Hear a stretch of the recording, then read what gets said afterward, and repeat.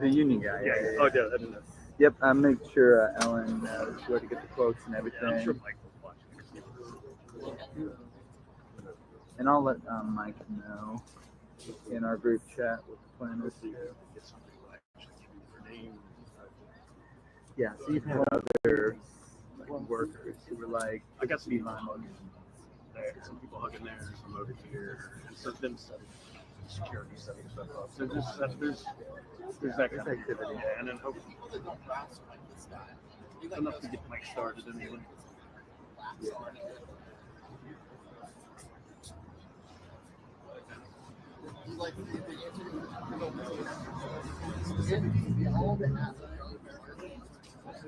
Yes, sir. Here, we'll have this come around.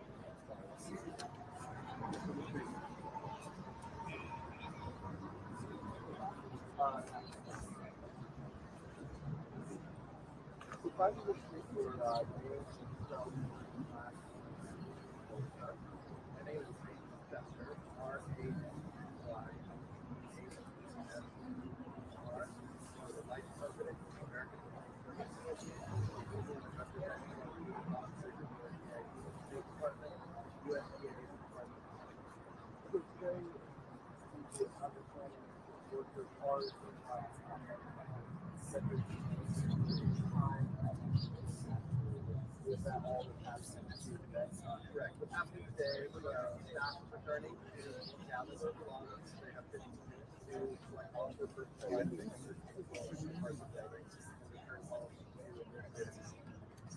In terms of anything, what you do with staff, any updates?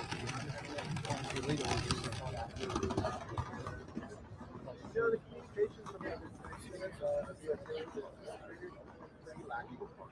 We don't really have a clear picture through USAID. A lot of people have been searched for notices. What we're here today doing today is celebrating the workers of USAID, who patriotic Americans who have worked for USAID for decades, who are public servants doing the will of the American people, working for U.S. foreign policy both here and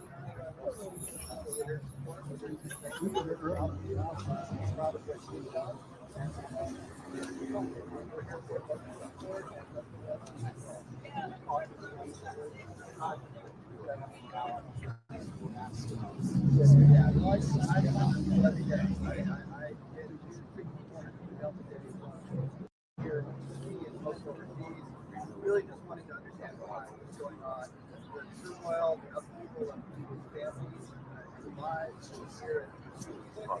Really sad. Workers, something with the dialogue. What is doing mental health and for the children. You and me, or us both adopts, our families were being uprooted from their homes in Virginia, their homes overseas. There we go.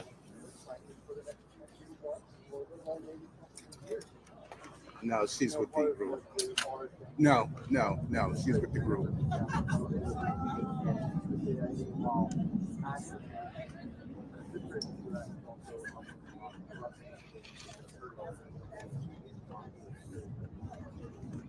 So it's very interesting. The USAID budget is approved by Congress.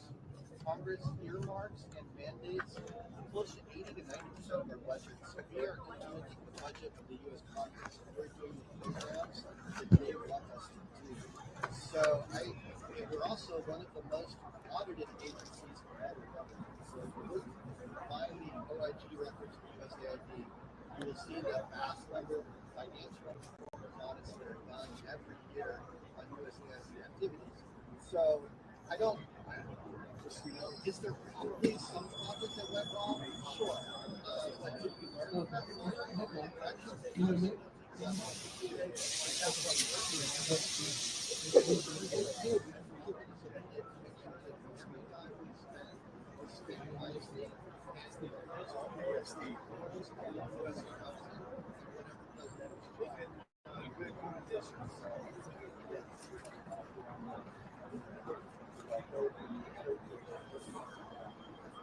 think my message to everybody in America right now is public service is just that. We are public servants. We are patriots. We take these jobs to keep up with what we believe in serving and serving others. Just celebrate.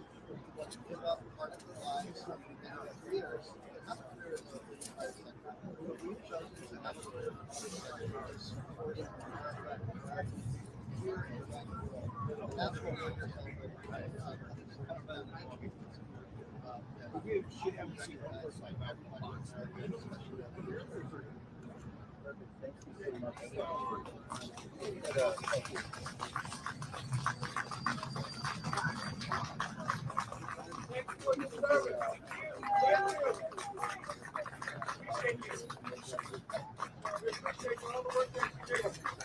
Thank you.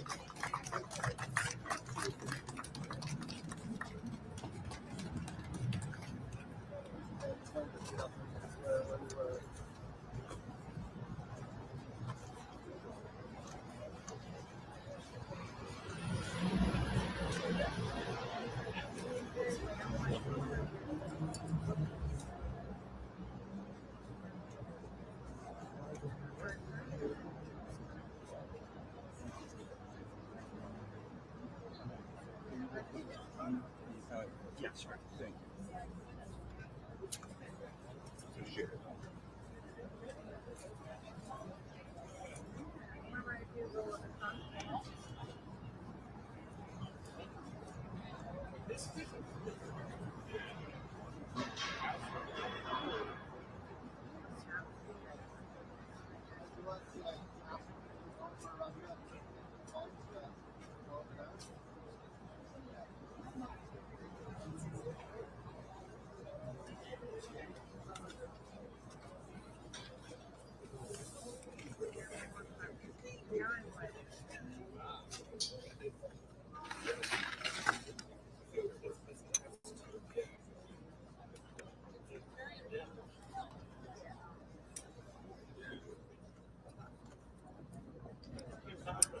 Oh, okay.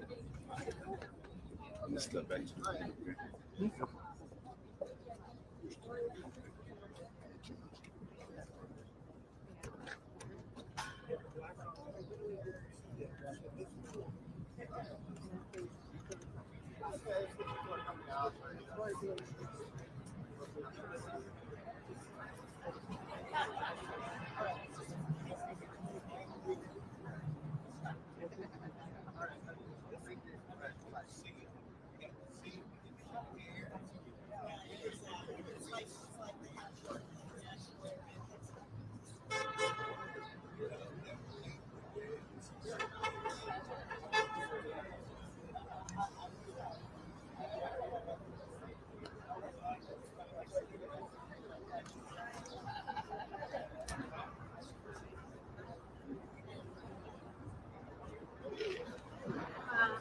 The basketball, do you have a live view by any chance for a live shot? At 10 o'clock.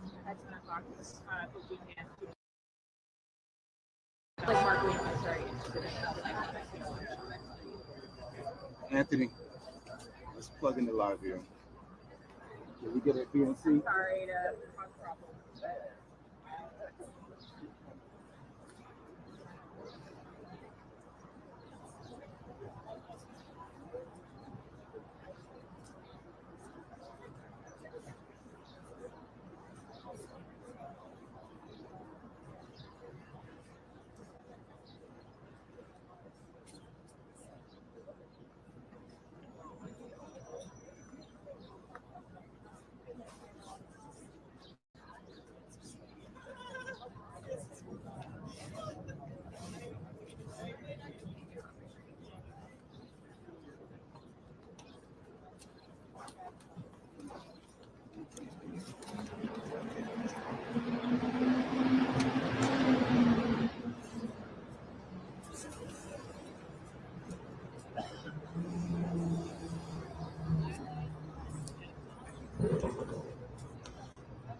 So today is the 16-year anniversary of me trying to hold the FBI accountable and the DOJ with evidence against them that they had spearheaded the cover-up of my mother being murdered in a coma in a hospital over funding money.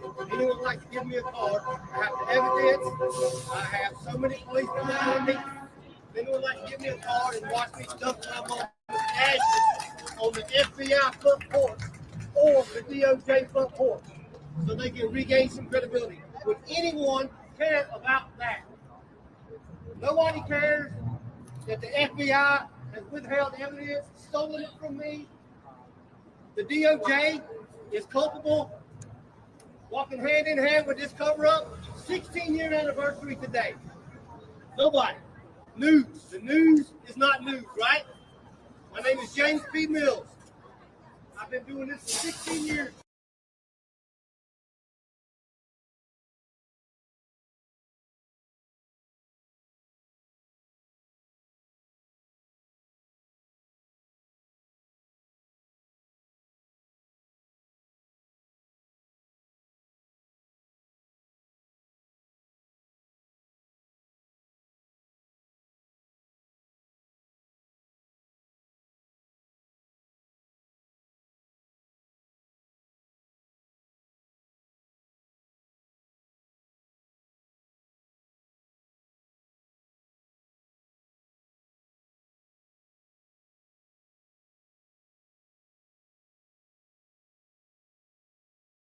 The streets of D.C., mingling with the homeless people, trying to get my story out. I have already moved here to get this story out. I'm trying to kick them in while everybody's fucking judging me. And I have not had a funeral service for my mother. Okay? I am not scared of anyone who tries to murder a little old lady in a coma over funding money. All right? This is bigger than anything going on here right now. Way bigger. She was in control of funding money. The same kind of shit you're here to protect. Everybody's corrupt. Anybody that does not help me get this story out is culpable. You're not news people. Who controls y'all? I'm standing here in front of all of you. 16-year anniversary, the FBI, Josh Stein and Raleigh of the DOJ, Attorney General. I have all the fucking proof. They say they never fucking saw me. The fucking pictures are there. All I've done is take screenshots of every little thing I've done. I got a lost letter of police chief's office. I got a sheriff referring me to a reporter who started this cover-up. Nothing. Nobody. The biggest fucking federal cover-up in world history. And this is what you got.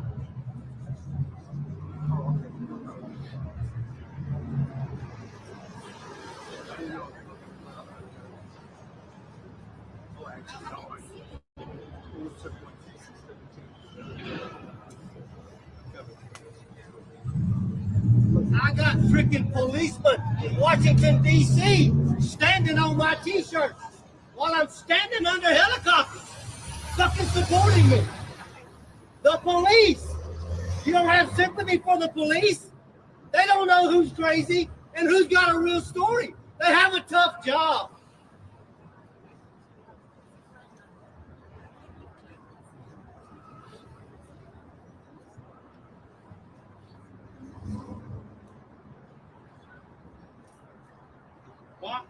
Why do you think nobody cares? Out of all these people, why do y'all think nobody cares? Everybody comes to Washington, D.C. to stand in front of all these buildings that are being gutted right now. Man, I hope some people are recording this, and I hope you put it on Facebook, YouTube. I don't give a shit. I got a YouTube video that was made last year. The FBI made that guy take it down and change his name. Pack it up. Real news is here. Pack it up. Susan Mills deserves a funeral service.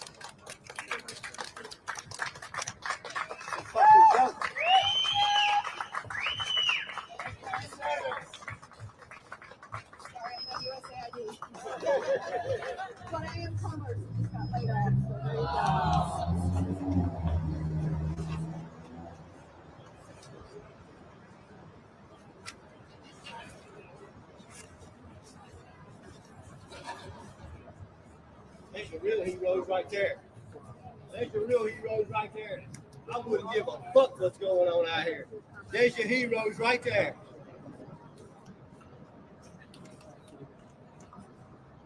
Susan Mills. They had a funeral service because the FBI was continue to cover it up. Got all the proof. All of it. There's no danger here. No danger in D.C. It's got too many policemen doing a good job. There ain't no damn danger around here. It's all food stories. Yeah, pack it up. Go home.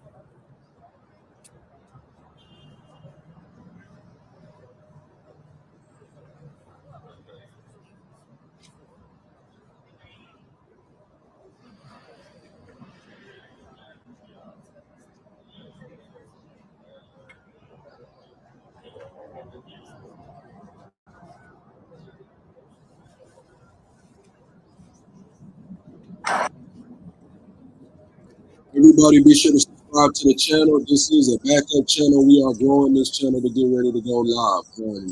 This is a backup channel. My main channel has 23,000 subscribers and 10 million views. Just subscribe to the channel.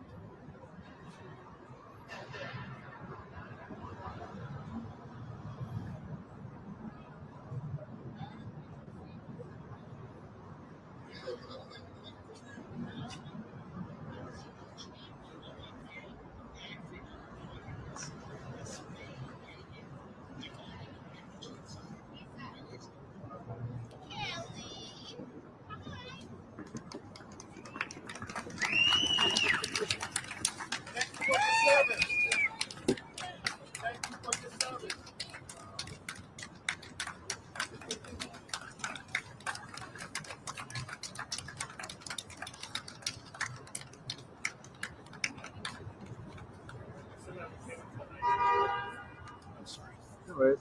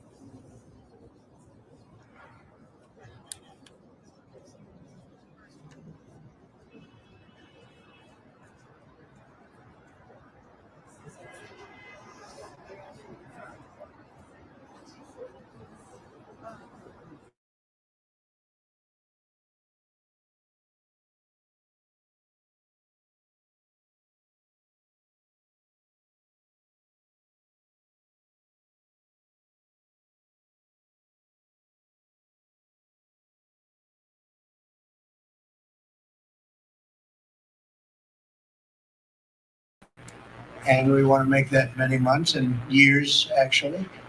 But we're going to have many good months and we're going to have many good years, I hope. And we're going to solve a lot of problems. We're doing very well with Russia, Ukraine. President Zelenskyy is going to be coming on Friday. That's now confirmed. And we're going to be signing an agreement, which will be a very big agreement. And I want to thank Howard and Scott for the job you guys did in putting it together. Really did an amazing job. And that'll be on rare earth and other things. And as you know, we're in for probably $350 billion. Europe is in for $100 billion. And that's a big difference. So we're in for probably 3 times as much. And yet it's very important to everybody, but Europe's very close. We have a big ocean separating us. So it's very important for Europe, and they hopefully will step up and do maybe more than they're doing and maybe a lot more. The previous administration put us in a very bad position, but we've been able to make a deal where we're going to get our money back and we're going to get a lot of money in the future. And I think that's appropriate because we have taxpayers that shouldn't be footing the bill, and they shouldn't be footing the bill at more than the Europeans are paying. So it's all been worked out. We're happy about it. And I think that very importantly, we're going to be able to make a deal. Most importantly, by far, we're going to make a deal with Russia and Ukraine to stop killing people. They'll stop killing young Russian soldiers and young Ukrainian soldiers and other people in addition in the towns and cities. And we will consider that a very important thing and a big accomplishment because it was going nowhere until this administration came in. They hadn't spoken to President Putin in 2 years. And so we'll keep you advised.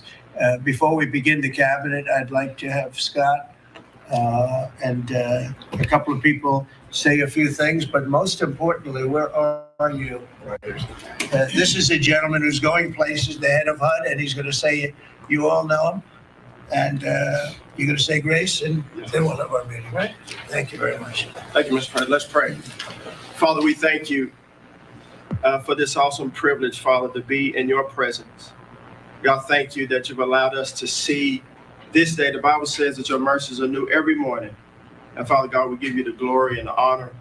Thank you, God, for President Trump, Father, for appointing us. Father God, thank you for anointing us to do this job.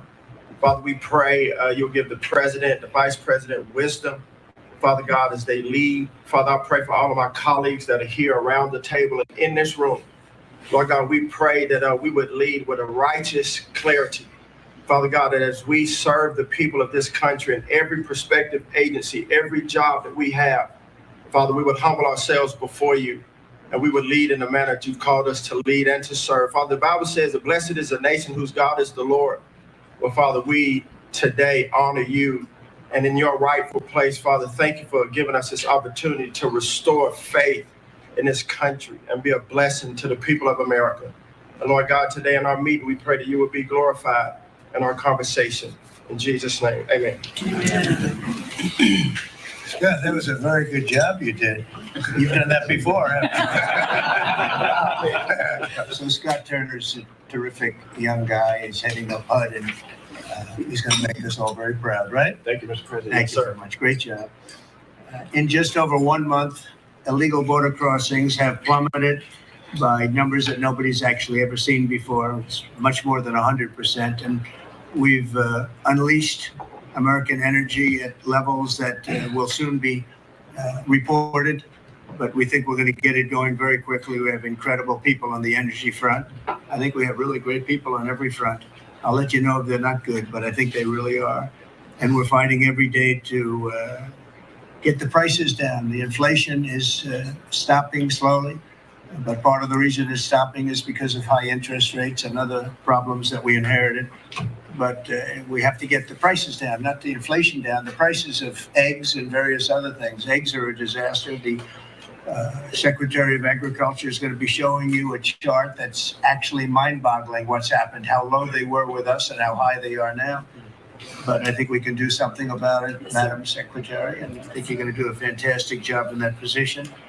One of the most important initiatives is Doge, and we have cut billions and billions and billions of dollars. We're looking to get it maybe to $1 trillion. If we can do that, we're going to start getting to be at a point where we can think in terms of balancing budgets, believe it or not, something you haven't heard in many, many years, decades actually.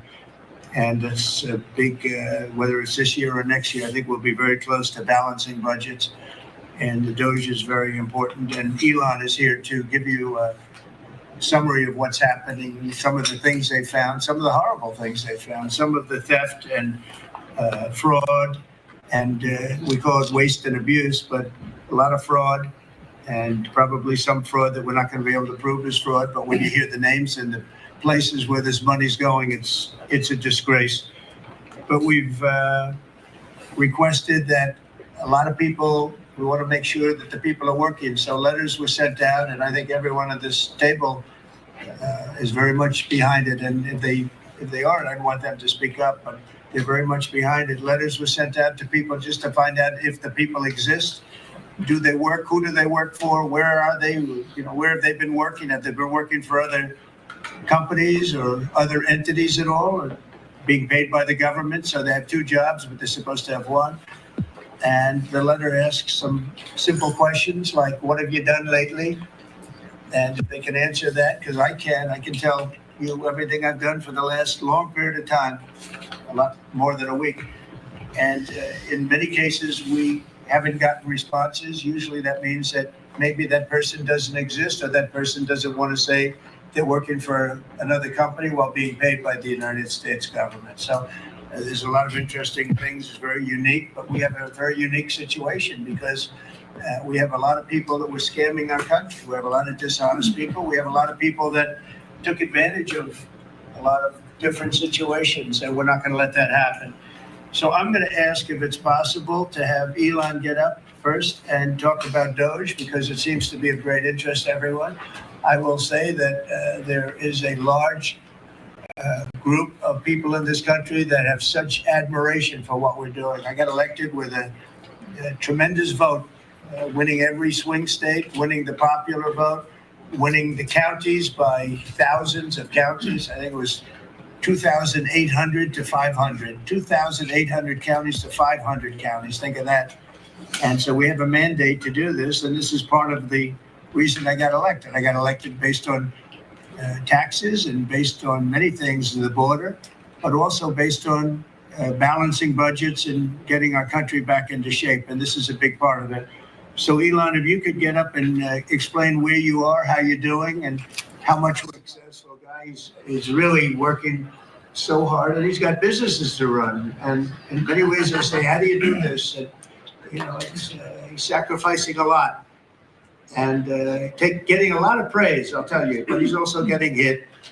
And we would expect that. And that's the way it works. So I'd like to have Elon Musk please say a few words. Thank you, Elon. Thank you, Mr. President. I actually just call myself a humble tech support here because this is actually, as crazy as it sounds, that is almost a literal description of the work that the Doge team is doing, is helping fix the government computer systems. Many of these systems are extremely old. They don't communicate. There are a lot of mistakes in the systems. The software doesn't work. So we are actually tech support. It's ironic, but it's true.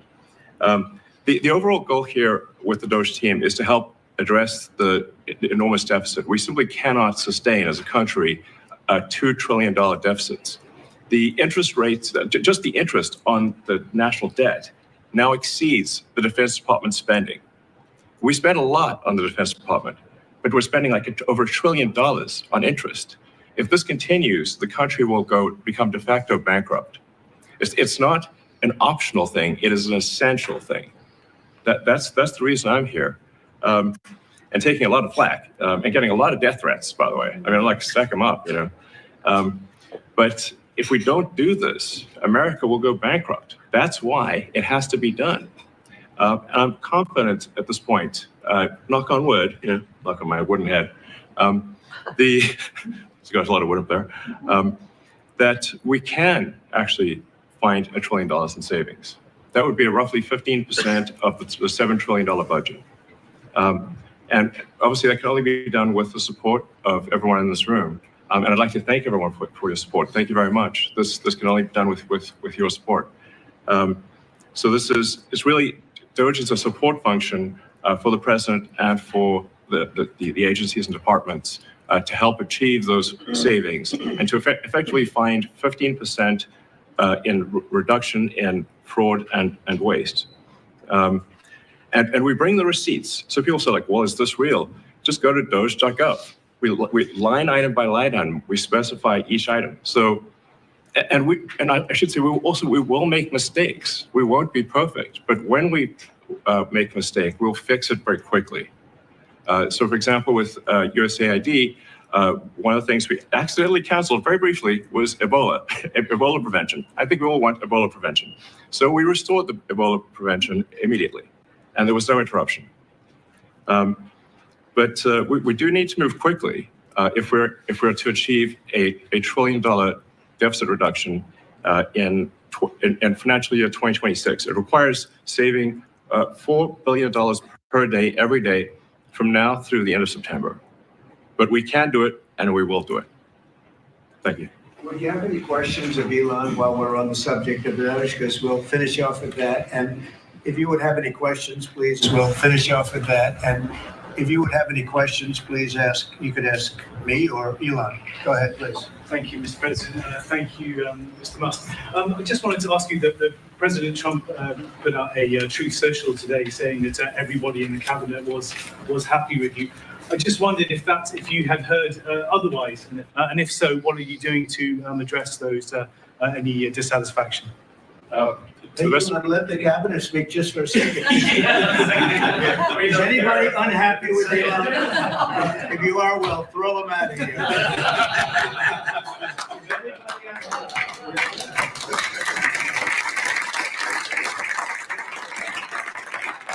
I have a lot of respect for Elon and that he's doing this, and some disagree a little bit, but I will tell you, for the most part, I think everyone's disagree a little bit, but I will tell you, for the most part, I think everyone's not only happy, they're thrilled. So go ahead, Elon. I'm grateful. Ever. Literally. So, I do not give false praise. This is an incredible group of people.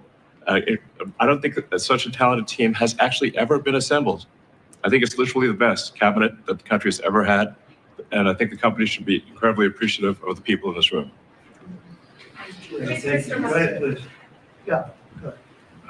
Mr. President, thank you, Mr. Musk. Are there about half of the government employees so far appear to have responded to your requests for what they've been doing over the past week? Is there a timeline in place for next moves for people being fired, and when can the American people expect to see results of that?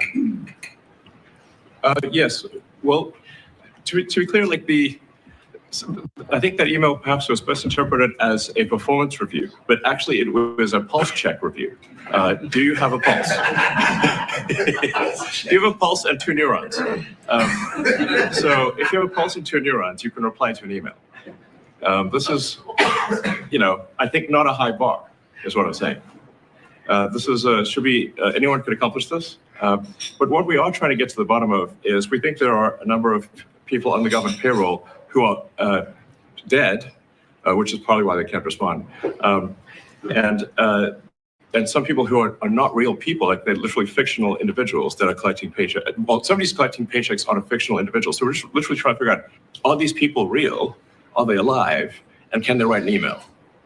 Which I think is a reasonable expectation for the American public would have at least that expectation of someone in the public sector. Mr. Musk, roughly 1 million employees. It's not a high bar, guys. Come on. Roughly 1 million employees have responded so far to this email. Does that mean that the remaining 1 million or so federal employees now risk being terminated? And is it your understanding and expectation when you post a directive on X that the cabinet secretaries will follow that order? Because several agencies have instructed employees that this is voluntary or not to respond. Yeah. Well, I mean, so I guess it was like last week, the president encouraged me via Truth Social and also via phone call to be more aggressive. And I was like, okay, yes, sir, Mr. President, we will indeed do that. The president is a commander. asks. And I said, can we send out an email to everyone just saying, what did you get done last week? And the president said yes, so it did that. We got a partial response. We're going to send another email. But our goal is not to be capricious or unfair. We want to give people every opportunity to send an email. And the email could simply be, what I'm working on is too sensitive or classified to describe. Like literally just, that would be sufficient. I think this is just common sense. And what is your target number for how many workers, employees you're looking to cut total? We wish to keep everyone who is doing a job that is essential and doing that job well. But if the job is not essential or they're not doing the job well, they obviously should not be on the public payroll.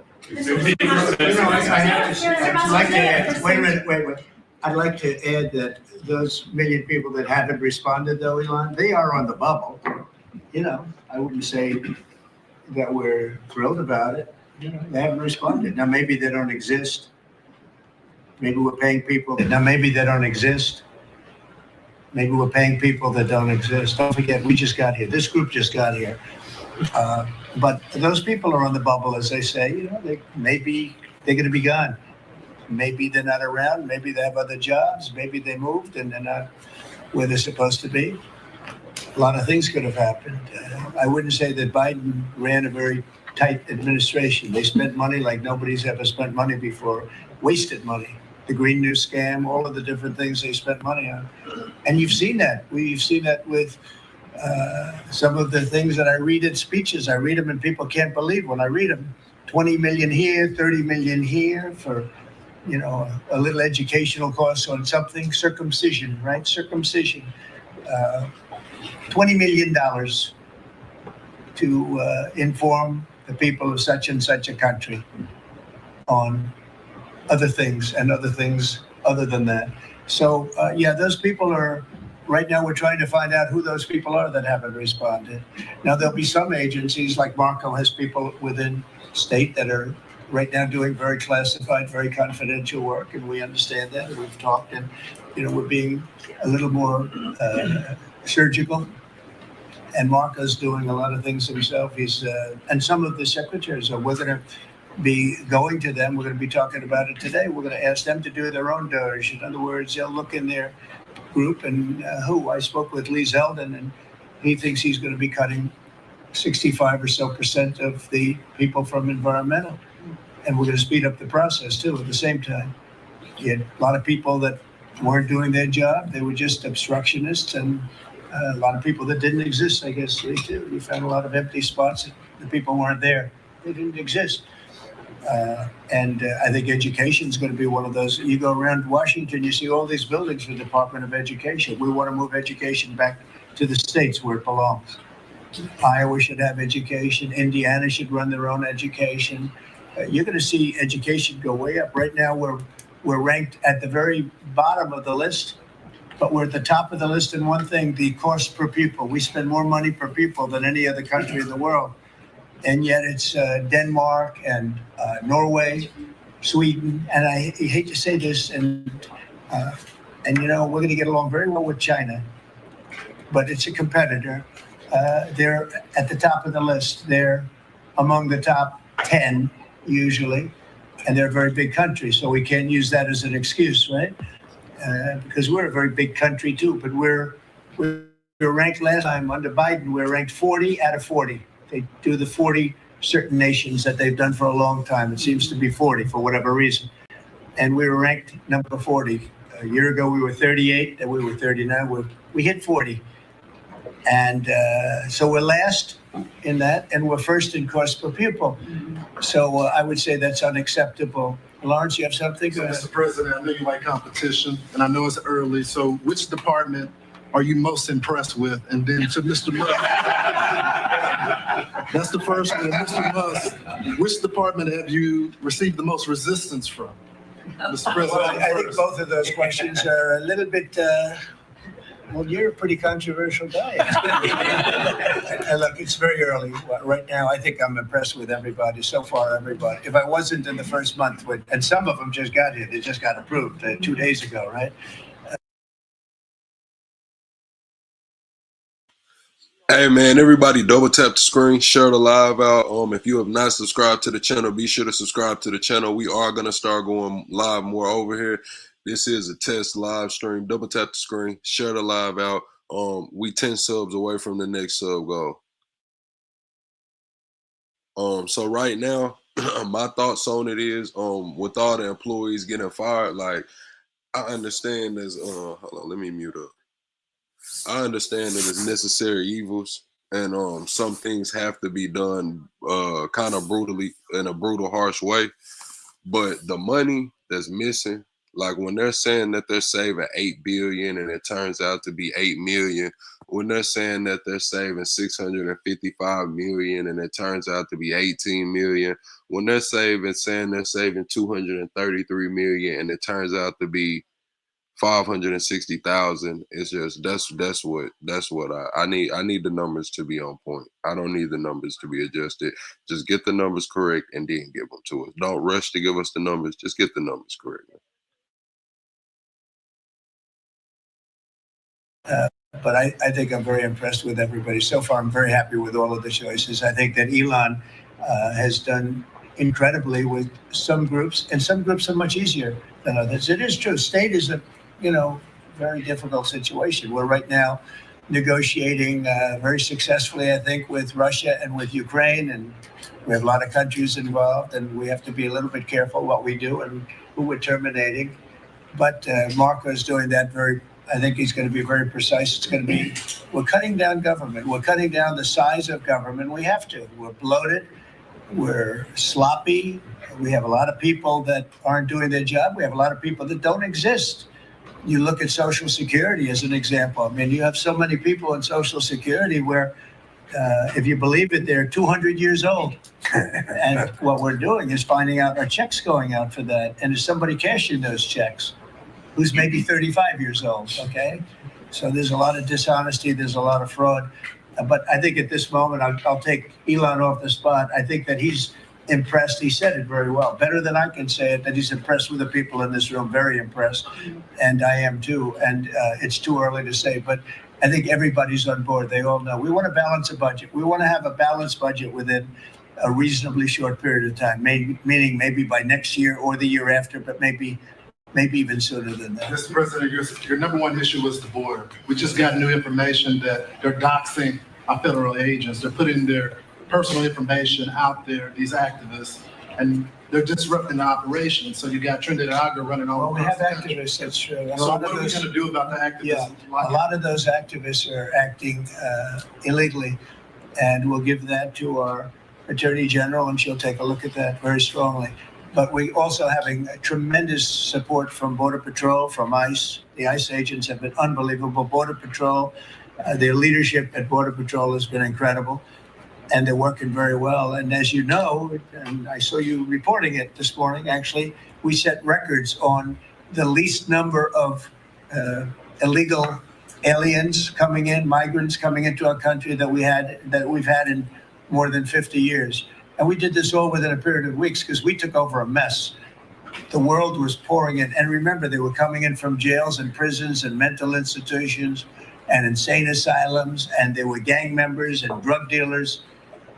Anybody wanted to come in, they came. And from not just South America, from all over the world. So it's amazing what they've done. And Christie and Tom Holman, the job they've done has been absolutely amazing. We set records for and we want people to come into our country, by the way, but they want to come in, they have to come in legally. I want that to be really understood. We want people in our country, but they have to come in legally. Can I follow on that, Mr. President, about the Trump gold card idea that you unveiled yesterday? I'll be like I await more information, but the question is, does this reflect a view on your part that the American immigration system has never been properly monetized as you feel it should be?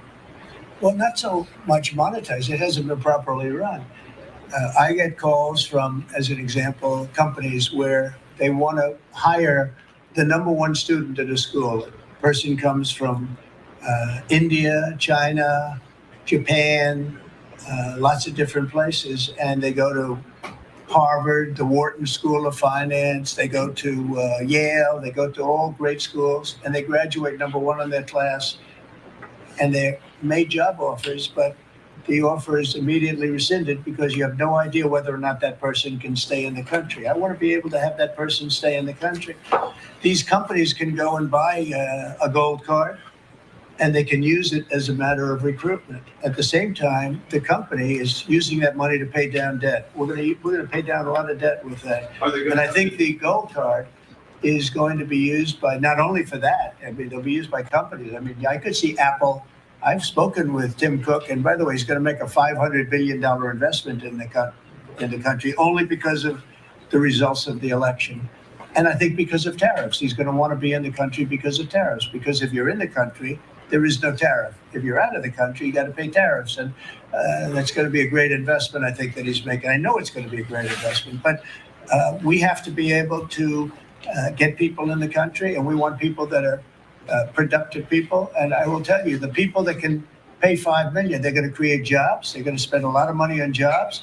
They're going to have to pay taxes on that too. So they're going to be hiring people. They're going to be bringing people in and companies in. And I don't know, maybe it will sell like crazy. I happen to think it's going to sell like crazy. It's a bargain. But we'll know fairly soon. I think Howard and Scott, a few of you really are responsible for it. But Howard, if you want to discuss that for a couple of minutes, I think I'd like to have you. I think it's going to be a very successful program. This is commerce. So the EB-5 program, which has been around for many years, had investment of $1 million into projects in America. And those projects were often suspect. They didn't really work out. There wasn't any oversight of it. And so for $1 million investment, you got a visa, and then you came into the country and ended up with a green card. So it was poorly overseen, poorly executed. Then you had our border open where millions of people came through. So the idea is we will have a proper business. We will modify the EB-5 agreement. Christy and I are working on it together. For $5 million, they'll get a license from the Department of Commerce. Then they'll make a proper investment on the EB-5, right? And we think Scott and I will design the EB-5 investment model because Scott and I are the best people together to do that. So this is joint. This is exactly the Trump administration. We all work together. We work it out to be the best. And if we sell, just remember, 200,000, there's a line for EB-5 of 250,000 right now. 200,000 of these gold green cards is $1 trillion to pay down our debt. And that's why the president is doing it, because we are going to balance this budget and we are going to pay off the debt under President Trump. And to qualify, do you have to promise and make commitments to create a certain number of jobs here in the U.S.? No, because not all these people are going to be job builders. There'll be successful people, or there'll be people that were hired from colleges, like sort of like paying an athlete a bonus. I mean, Apple or one of the companies will go out and they'll spend they'll buy 5 of them and they're going to get 5 people. Look, I've had the complaint from a lot of companies where they go out to hire people and they can't hire them out of colleges. And you know what they do? They go back to India, or they go back to the country where they came, and they open up a company and they become billionaires. And they're employing thousands and there are a lot of examples. There are some really big examples where they were forced out of the country.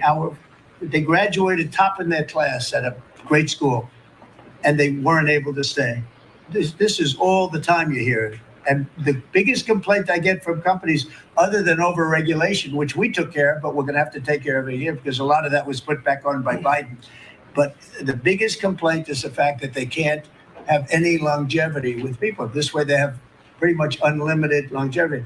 Also with the 5 million, that's a path to citizenship. So that's going to be, it's sort of a green card plus, and it's a path to citizenship. We're going to call it the gold card. And I think it's going to be very treasured. I think it's going to do very well. And we're going to start selling hopefully in about 2 weeks. Now, just so you understand, if we sell 1 million, right, 1 million, that's $5 trillion, 5 trillion. Howard was using a different number, but that's $5 trillion. If we sell 10 million, which is possible, 10 million highly productive people coming in, or people that we're going to make productive, they'll be young, but they're talented, like a talented athlete. That's $50 trillion. That means our debt is totally paid off, and we have $15 trillion above that. And now I don't know that we're going to sell that many. Maybe we won't sell many at all, but I think we're going to sell a lot, because I think there really is a thirst. No other country can do this, because people don't want to go to other countries. They want to come here. Everybody wants to come here, especially since November 5th. Mr. President, how can you all these people will be vetted, okay? Mr. Will be President, vetted. Ukraine, can you talk a little bit about what type of security guarantees you're willing to make? Well, I'm not going to make security guarantees beyond very much. We're going to have Europe do that, because it's in, we're talking about Europe is their next door neighbor. But we're going to make sure everything goes well. And as you know, we'll be we'll be really partnering with Ukraine in terms of rare earth. We very much need rare earth. They have great rare earth. We'll be working with Secretary Burgum and with Chris. You'll be working on that together. And we're going to be able to have tremendous, this gives us, because we don't have that much of it here. We have some, but we don't have that much, and we need a lot more to really propel us to the next level to lead in every way. We're leading right now with AI. We're leading with everything right now, but we need resources. We have to double our electric capacity. We have to do many things. We have to really triple, if you think of it, the electric capacity from what we have right now, if you can believe it. So I just said this. So the deal we're making gets us, it brings us great wealth.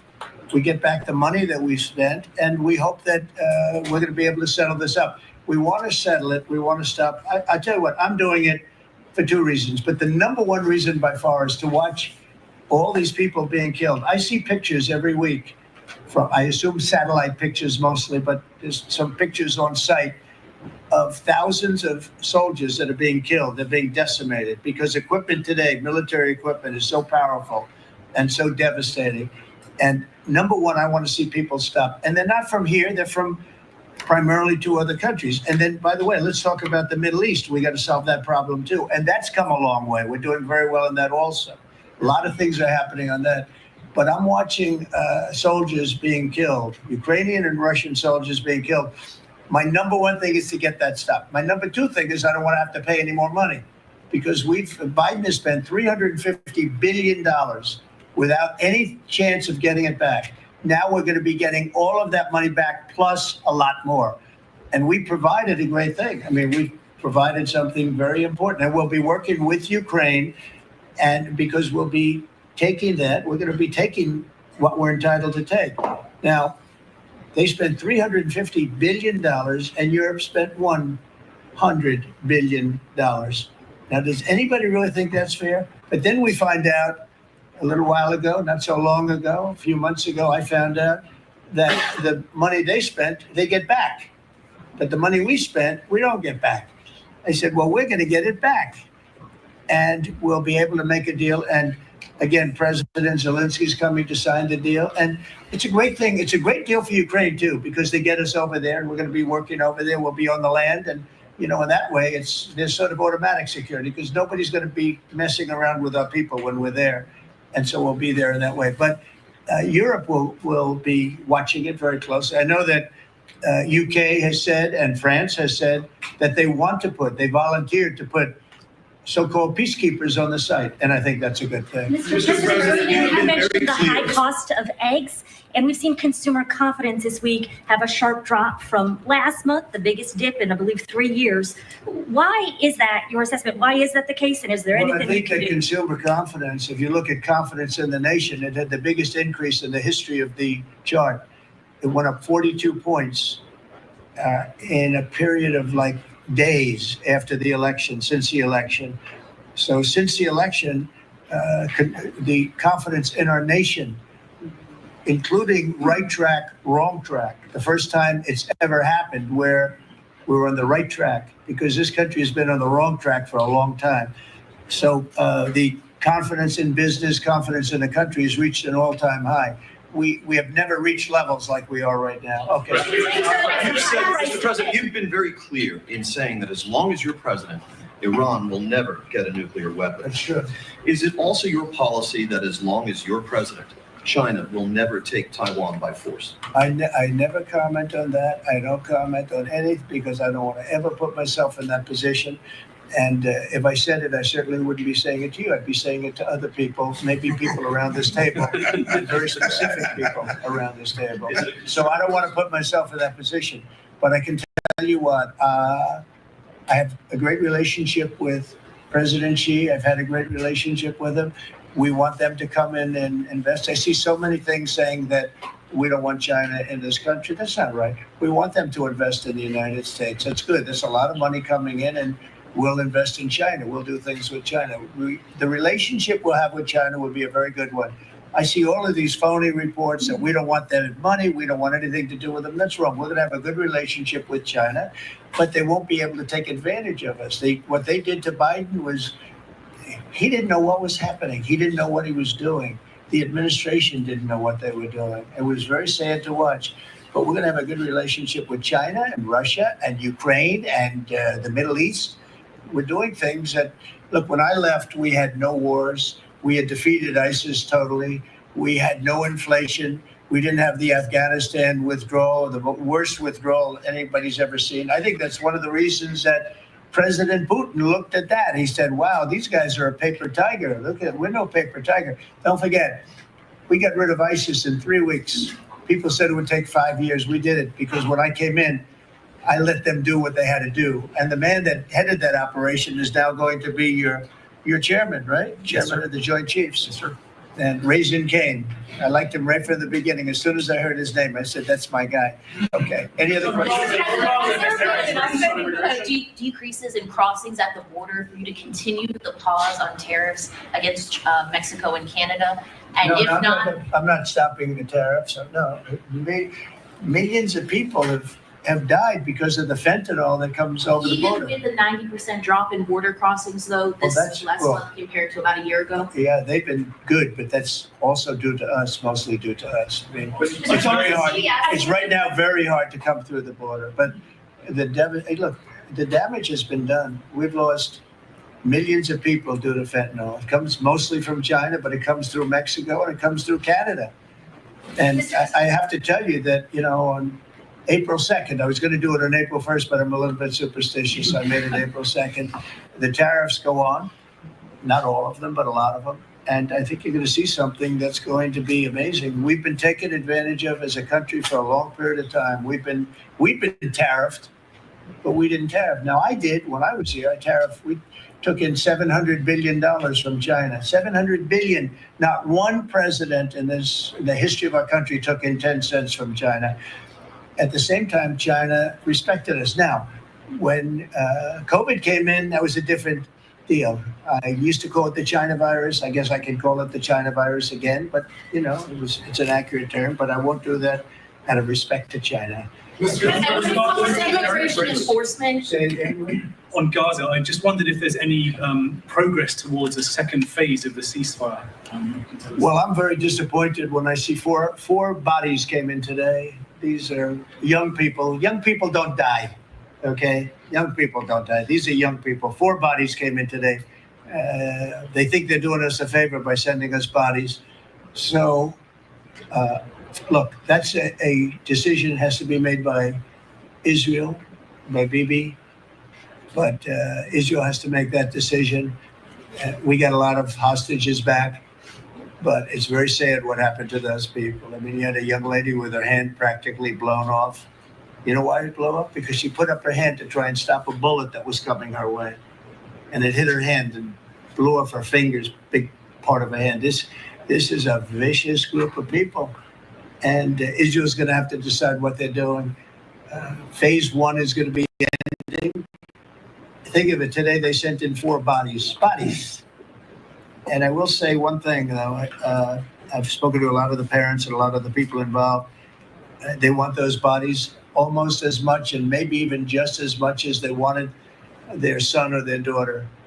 Amazing. Please, sir, please. My son is dead, but They have his body. Please, can you get it for us? It's the biggest thing. It's incredible the level they want the bodies of these people. They're dead. They're dead.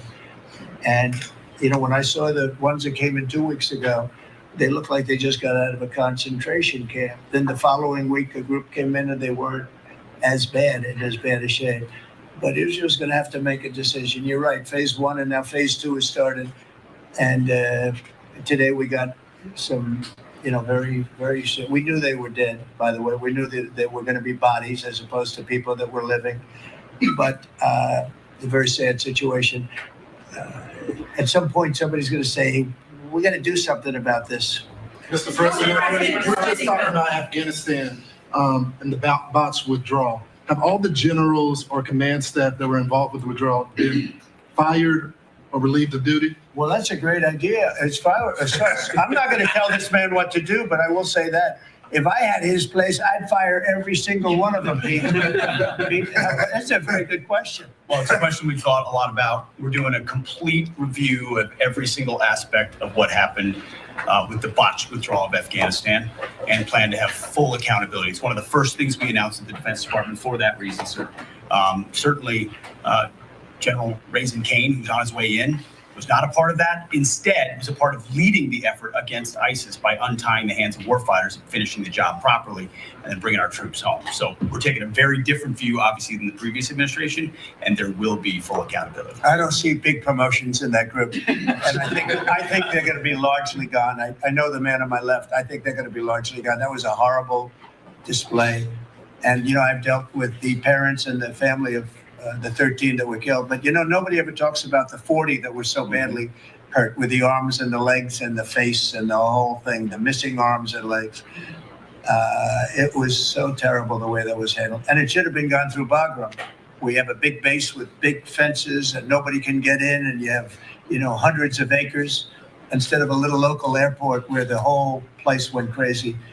That was so badly handled, and I would think that most of those people are going to be gone. Are we going to take Bagram back? So I'll tell you what has bothered me very much, very, very much. We give billions of dollars to Afghanistan. Nobody knows that. Nobody knew that. Do you know we give billions of dollars to Afghanistan? And yet we left behind all of that equipment, which wouldn't have happened. We were getting out under me. I'm the one that got it down to 5,000 people. We were going to get out, but we were going to keep Bagram, not because of Afghanistan, but because of China, because it's exactly 1 hour away from where China makes its nuclear missiles. So they were going to keep Bagram. We were going to keep a small force on Bagram. We were going to have Bagram Air Base, one of the biggest air bases in the world, one of the biggest runways, one of the most powerful runways in the sense that it was very heavy concrete and steel. You could carry about anything. You could land anything on those runways. We gave it up. And who's occupying it right now? China. Biden gave it up. So we're going to keep that, and we're going to have a withdrawal, and we're going to take our equipment. We're going to do it properly. We're going to do it we're going to keep the equipment. Well, they ran out. It was what happened there was in fact, in all fairness to Putin, when he saw that, he said, well, this is our time to go into Ukraine, I guess, because the timing seemed to be about right. But we send them billions of dollars in aid, which nobody knows. If the American public knew that, they know it now. And if we're doing that, I think they should give our equipment back. And I told Pete to study that. But we left billions, tens of billions of dollars worth of equipment behind. Brand new trucks. You see them display it every year, or their little roadway someplace where they have a road and they drive waving the flag and talking about America. Beautiful equipment that's the top of the line stuff, brand new stuff. Now it's getting older. But you know what? We're going to pay them. I think we should get a lot of that equipment back. You know that Afghanistan is one of the biggest sellers of military equipment in the world. You know why? They're selling the equipment that we left. We're first. They were second or third. Can you believe it? They're selling 777,000 rifles, 70,000 armor-plated. Many of them were armor-plated trucks and vehicles. 70,000.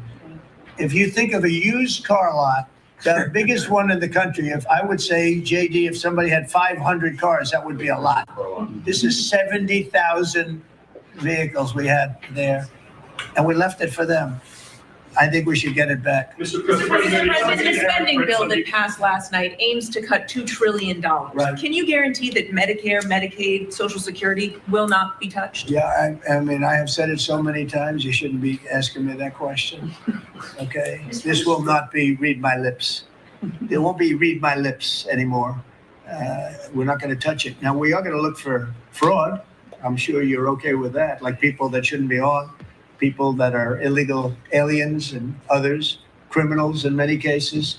And that's with Social Security. We have a lot of people. You see that immediately when you see people that are 200 years old that are being sent checks for Social Security. Some of them are actually being sent checks. So we're tracing that down, and I have a feeling that Pam is going to do a very good job with that. But you have a lot of fraud. But no, we're not doing anything on Mr. President, part of your mission, sir, part of your mission has been, thank you, I'm sorry. Part of your mission has been to restore executive control over the executive branch. Is it your view of your authority that you have the power to call up any one of or all of the people seated at this table and issue orders that they're bound to follow? Oh, yeah, they'll follow the orders, yes. They will. No exceptions? No exception. Well, let's see, let me think. Oh, yeah. She'll have an exception. Of course, no exceptions. You know that. Mr. President, can you clarify the Canada-Mexico tariffs? You had put that 30-day pause, but you just referred to April. 25%. 25%. When does it go into effect? April 2nd. April 2nd for Canada-Mexico. Correct. And for everything. Well, we have the fentanyl related is a pause. If they can prove to the president they've done an excellent job, that's what they first do in 30 days. Have you guys seen any And the overall is April 2nd. So the big transaction is April 2nd, but the fentanyl related things, they're working hard on the border. At the end of that 30 days, they have to prove to the president that they've satisfied him to that regard. If they have, It's going to be it'll hard to give them a pause, or he won't. It's going to be up hard to him. We'll see. satisfy. We lose 300,000 people a year to fentanyl. Not 100, not 95, not 60 like you read. You know, you've been reading it for years. We lost, in my opinion, over the last couple of years, on average, maybe close to 300,000 people dead. And the families are ruined. You know, when they lose a daughter, when they lose a son, the families are never the same. You're never going to be the same. So you're talking about 1 million people. But when the daughters die, I see it, daughters die and the sons die because of fentanyl. And in some cases, I don't even know they're taking it. They're buying something else and it's laced with fentanyl and they end up dying. And I've known many people who've lost children to fentanyl and for other reasons, but to fentanyl, it's such a big killer. And those people are never the same people. I mean, I've seen people that for the rest of their lives, they're not the same people. They're so different. It's not even believable. Dynamic people, happy people they die a miserable death. And that's because of the crap that comes in through China and through Mexico and through Canada. A lot of it comes through Canada. Look, we support Canada. $200 billion a year in subsidies one way or the other. We let them make millions of cars. We let them send us lumber. We don't need their lumber. We're going to free up our lumber.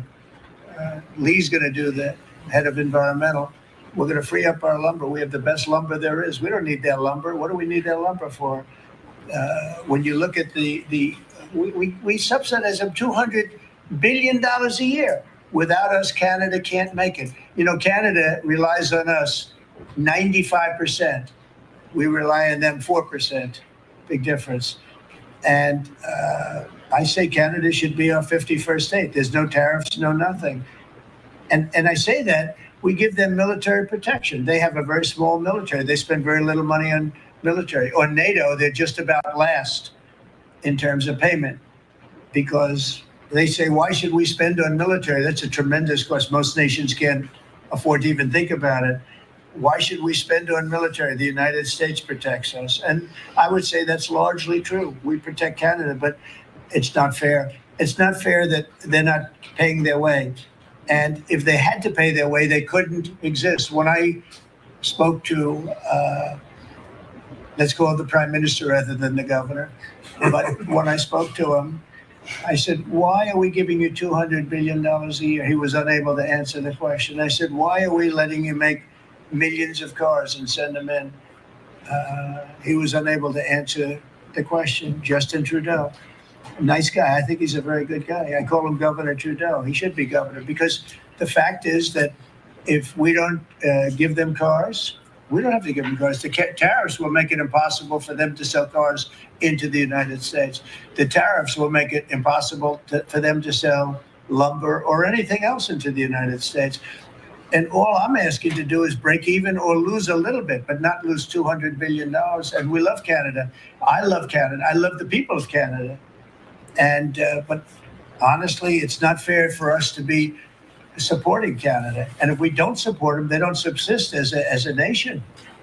Okay? Mr. President, on the EU tariffs, Mr. President, have you just made a decision on what level you will seek on tariffs in the European Union? We have made a decision. We'll be announcing it very soon, and it'll be 25%, generally speaking, and that'll be on cars and all of the things. And European Union is a different case than Canada, different kind of case. They've really taken advantage of us in a different way. They don't accept our cars. They don't accept essentially our farm products. They use all sorts of reasons why not. And we accept everything of them. And we have about a $300 billion deficit with the European Union. Now, I love the countries of Europe. I guess I'm from there at some point a long time ago, right? But indirectly, pretty directly too, I guess. But I love the countries of Europe. I love all countries, frankly, all different. But European Union, it was formed in order to screw the United States. I mean, look, let's be honest. The European Union was formed in order to screw the United States. That's the purpose of it. And they've done a good job of it, but now I'm president. What will happen if these countries or the EU retaliate? They can't. I mean, they can try, but they can't. China did. They They're imposed pledging to, tariffs sir. that went into effect. China's retaliatory That's right. tariffs on That's the 10th of February. Has there been any impact that you've been able to observe? That's right. No, they can do it and they can try, but the numbers can never equal what ours, because we can go off.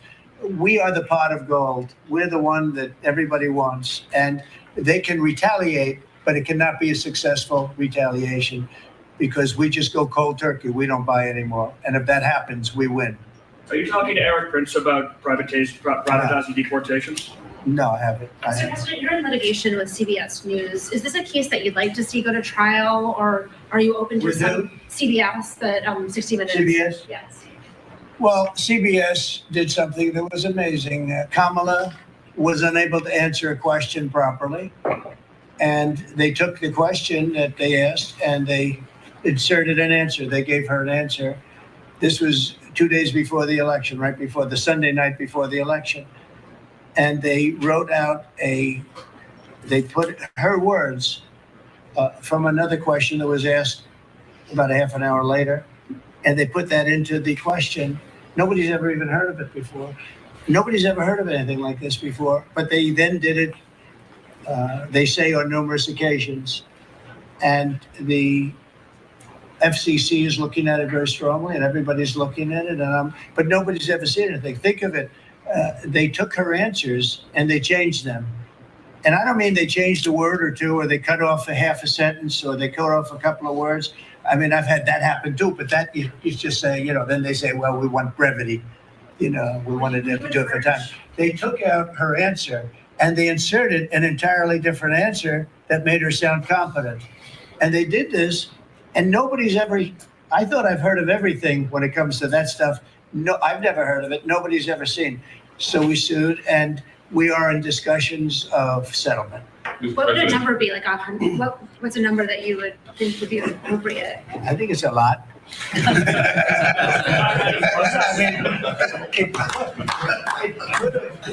It probably did affect the election. I mean, we won by a lot. As I said, too big to rig. But it probably did affect the election. Probably could have won by more. But I could have lost the election because of that. We have to get to honest elections. We have to go back to paper ballots. We have to go back to voter ID, one-day election ideally, or short term, not these 48-day and 61-day elections where boxes are put in a room and, let's move the boxes because we're putting in a new air conditioning system. And you see the boxes move, and then you say, well, where are all the boxes? What happened to the boxes that never came back? No, our elections are extremely dishonest. We're the only country in the world that has mail-in voting and all of these different things that we put in. No other country in the world has it. You know, France went to, they had some of the things that we had, and they went to same-day voting, all paper. And, you know, paper is very sophisticated now. It's a very sophisticated form of voting right now. It's a very safe form of voting. You know, the other things for the governors, I wish the governors would do it, because the paper ballots will cost 9% of the machines, and they're 100%. You know, nothing's foolproof, but they're as close as you get. So we'll see what happens. But on the 60-minute thing, nobody's ever seen anything like it. And would you link the FCC action to the litigation? I mean, does it make sense? I don't think it's linked, but probably the lawyers look at it, you know, because I know it's going along. FCC is headed by a very competent person, and you have some very competent people on the board, and so I think they're looking at it very seriously. Sir, of all the deals that you've done in your life, all the people you've sat across from and negotiated with, is President Putin distinct in any way? He's a very smart guy. He's a very cunning person, but I've dealt with some really bad people. But I will tell you, as far as this is concerned, you have to understand, he had no intention, in my opinion, of settling this war. I think he wanted the whole thing. When I got elected, we spoke, and I think we're going to have a deal. I can't guarantee that. You know, a deal is a deal. Lots of crazy things happen in deals, right? But I think we're going to have a deal.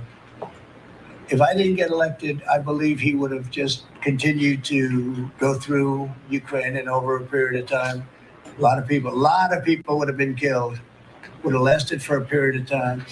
And the reason that Ukraine, and I have great respect for the Ukraine as fighters, they're great fighters, but without our equipment, that war would have been over, like people said, in a very short period of time. And if you remember, I gave the javelins, and the javelins are the things that knocked out those tanks right at the beginning of the war. They said that Obama at the time gave sheets and Trump gave javelins. Well, I was the one that did that, but I want to see it come to an end. Will he have to make concessions, President Putin? Yeah, he will. He's going to have to. And I believe that because we got elected, that war will come to an end. And I also believe if we didn't get elected, if this administration didn't win the election by a lot, that war would go on for a long time, and he would want to take the whole thing. The big question I had is, does he want to take the whole thing? But the reason, and the Ukrainians are good fighters, I have to say, but without the equipment, without our equipment, we have the best equipment in the world. We have the best military equipment in the world. Without our equipment, that would have been over very quickly. What concessions would you like to see? What concessions would you like to see? Oh, I don't want to tell right now, but I can tell you that NATO you can forget about. I think that's probably the reason the whole thing started.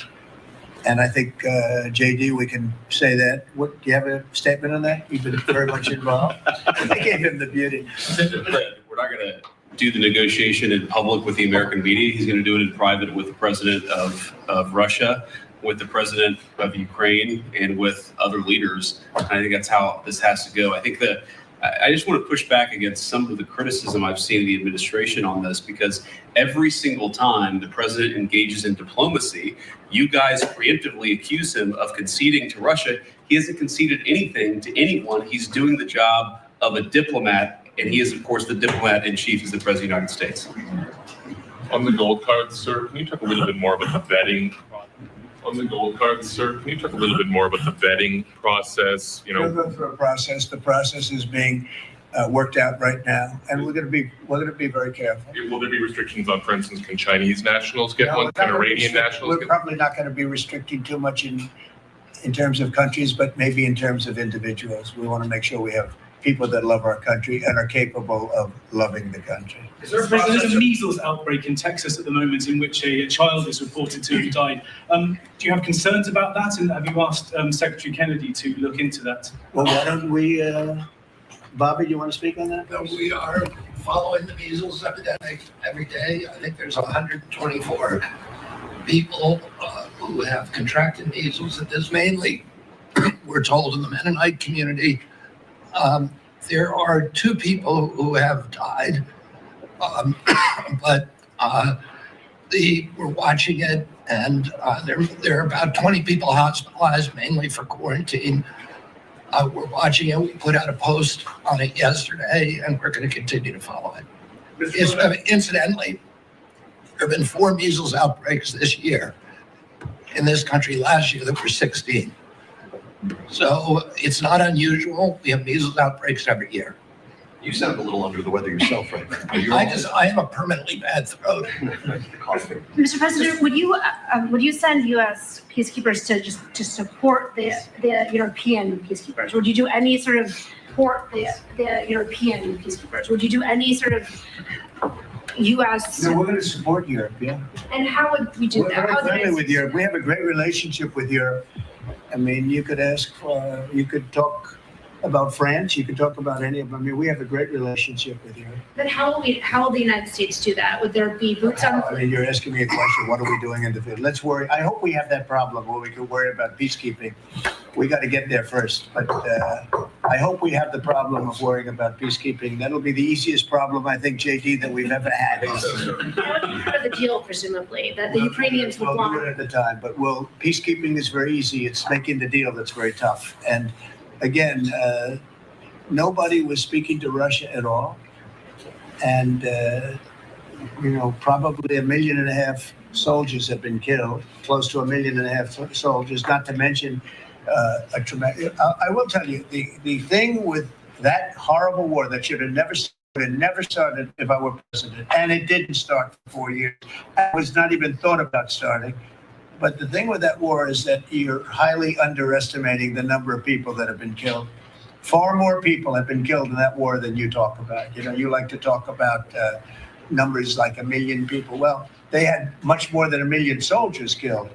But you have a lot of cities that have been knocked to the ground. They're demolition sites, literally demolition sites. Every single building is knocked to the ground.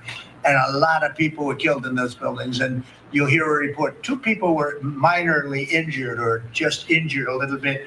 No, people were killed by the thousands. And there are a lot more people killed in that war than the media wants to talk about, because Biden did a horrible, horrible job. He should have prevented that war. He could have prevented that war. Putin would have never gone in. I'll tell you one thing. He would have never gone in. That war would never have taken place if I were president. I think what people are trying to understand, Mr. President, is how would the United States, what would you be willing to do to support this European peacekeeping effort? Would there be... Again, you're asking me the same question. How many times do you have to answer?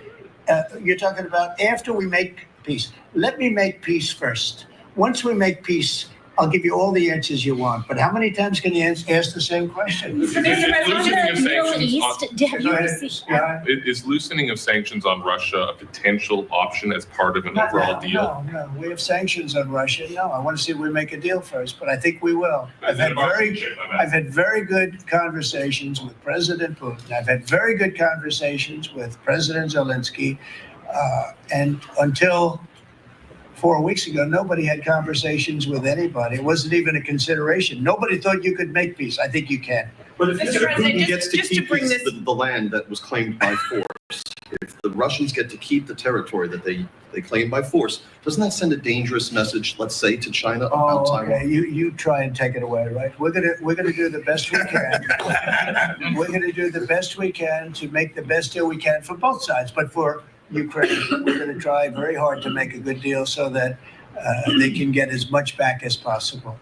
We want to get as much back as possible. Mr. President, just to bring this full... We'll cut it out after maybe this question. Go ahead. To bring this full circle Unless it's a back bad to... question, Back to a question. You always like to finish on a good one. Sir, they want you to negotiate with him instead of with President Putin. Back to a question about the peacekeepers. You have a lot of confidence in us because you assume there's going to be peace. It's possible it doesn't work out. There is possibility. But I hope it does for the sake of humanity, because if you look at the pictures that I've looked at, you don't want to look at them. Go ahead. I had a question back on these cuts to the federal workforce. You mentioned you're interested in doing another round of this email. When would you like to see that? What would be the deadline? And this time, would it be mandatory? I think Elon wants to, and I think it's a good idea because, those people, as I said before, they're on the bubble. You got a lot of people that have not responded, so we're trying to figure out, do they exist? Who are they? And it's possible that a lot of those people will be actually fired. And if that happened, that's okay, because that's what we're trying to do. This country has gotten bloated and fat and disgusting and incompetently run.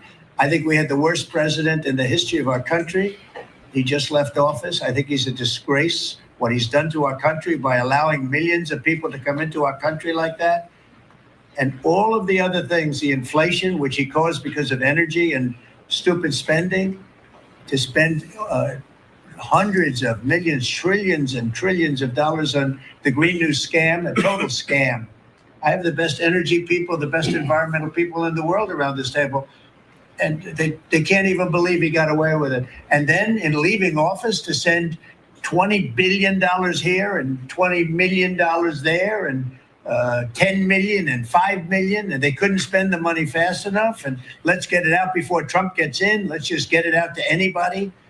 And this is a disgrace to our nation. And you don't write the fair thing, but look, you know, the good news, the people see it, and that's why we won the election by so much. Thank you very much, everybody. Thank you, Press. Thank you, Press. I'll right back here.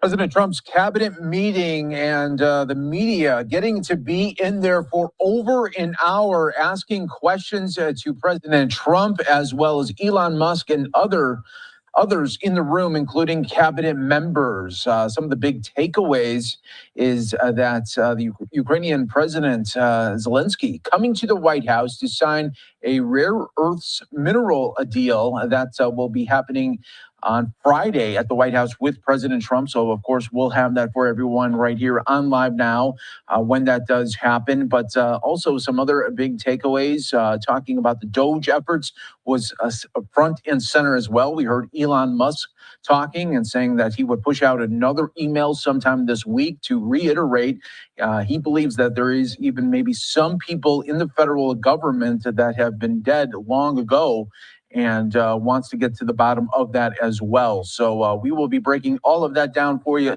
throughout the day here on Live Now from Vox, but wanted to, again, showcase the full cabinet meeting right here on Live Now, and we showed it to you with no commercial break whatsoever. While we wait for more live events to pop up, we have another one coming in right now. Okay. Go ahead, please. Go ahead. Go ahead, please. Mr. President, you are meeting Prime Minister Modi of India this afternoon. What kind of trade and tariff relations would you like to have with India, and what's the vision for India? Yeah, India traditionally is the highest, just about the highest tariff country. They charge more tariffs than any other country. And I mean, we'll be talking about that. But again, whatever they charge us, we're charging them. So it works out very well. It's a beautiful, simple system, and we don't have to worry about, gee, we're charging too much or too little. But traditionally, India is right at the top of the pack, pretty much. There are a couple of smaller countries that are actually more, but India is a they charge tremendous tariffs. I remember when Harley Davidson couldn't sell their motorbikes into India because of the fact that India, the tax was so high, the tariff was so high. And Harley was forced to build, I guess they built, I don't know, that was a while ago, but I think they built a factory in India in order to avoid paying the tariffs. And that's what people can do with us. They can build a factory here, a plant or whatever it might be here. And that includes the medical, that includes cars, that includes chips and semiconductors. That includes everything. If you build here, you have no tariffs whatsoever. And I think that's what's going to happen. I think our country is going to be flooded with jobs. What should consumers expect? Are prices going to go up short-term, Well, long-term? not necessarily. I mean, not necessarily, but I'll tell you what will go up is jobs. The jobs will go up tremendously. We're going to have great jobs for everybody. This is something that should have been done many years ago. China did it. I mean, China did it at a level that probably nobody's ever seen before. If you manufactured a car, you couldn't send it into China. The tariff was so high. So everybody went and they built in China. It was no big secret. So we're going to see, but it's going to mean tremendous amounts of jobs. And ultimately, prices will stay the same, go down. But we're going to have a very dynamic country. But if prices go up, you expect, Mr. President, because of these tariffs, who do you think voters should hold responsible? Oh, I think what's going to go up is jobs are going to go up, and prices could go up somewhat short term, but prices will also go down. And I think the farmers are going to be helped by this very much because product is being dumped into our country, and our farmers are getting hurt very badly by the last administration. The last administration hated our farmers, like at a level that I've never seen before. I think our farmers are going to be helped. Jobs are going to be helped, but our farmers are going to be helped. Our manufacturers are going to be helped. And again, if somebody wants to come in, including the car companies, if they want to come in and build car plants, they'll do it without tariffs, and therefore prices won't go up. There could be some short-term disturbance, but long-term, it's gonna make our country a fortune. So Americans should prepare for some short-term pain. No, you said that. I didn't say that. You know? Well, if the prices go up. Let's see what happens. Nobody really knows what is going to happen other than we know that jobs are going to be produced at levels that we haven't seen before.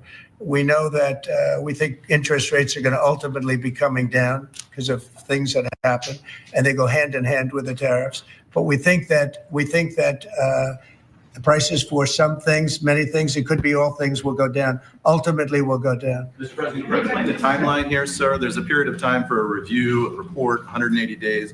Sure. What's the earliest date that you think tariffs will actually be implemented and executed? Well, I would say maybe I'll ask Howard to answer that because he's going to be the one that's implementing. What do you think? Our studies should be all complete by April 1st.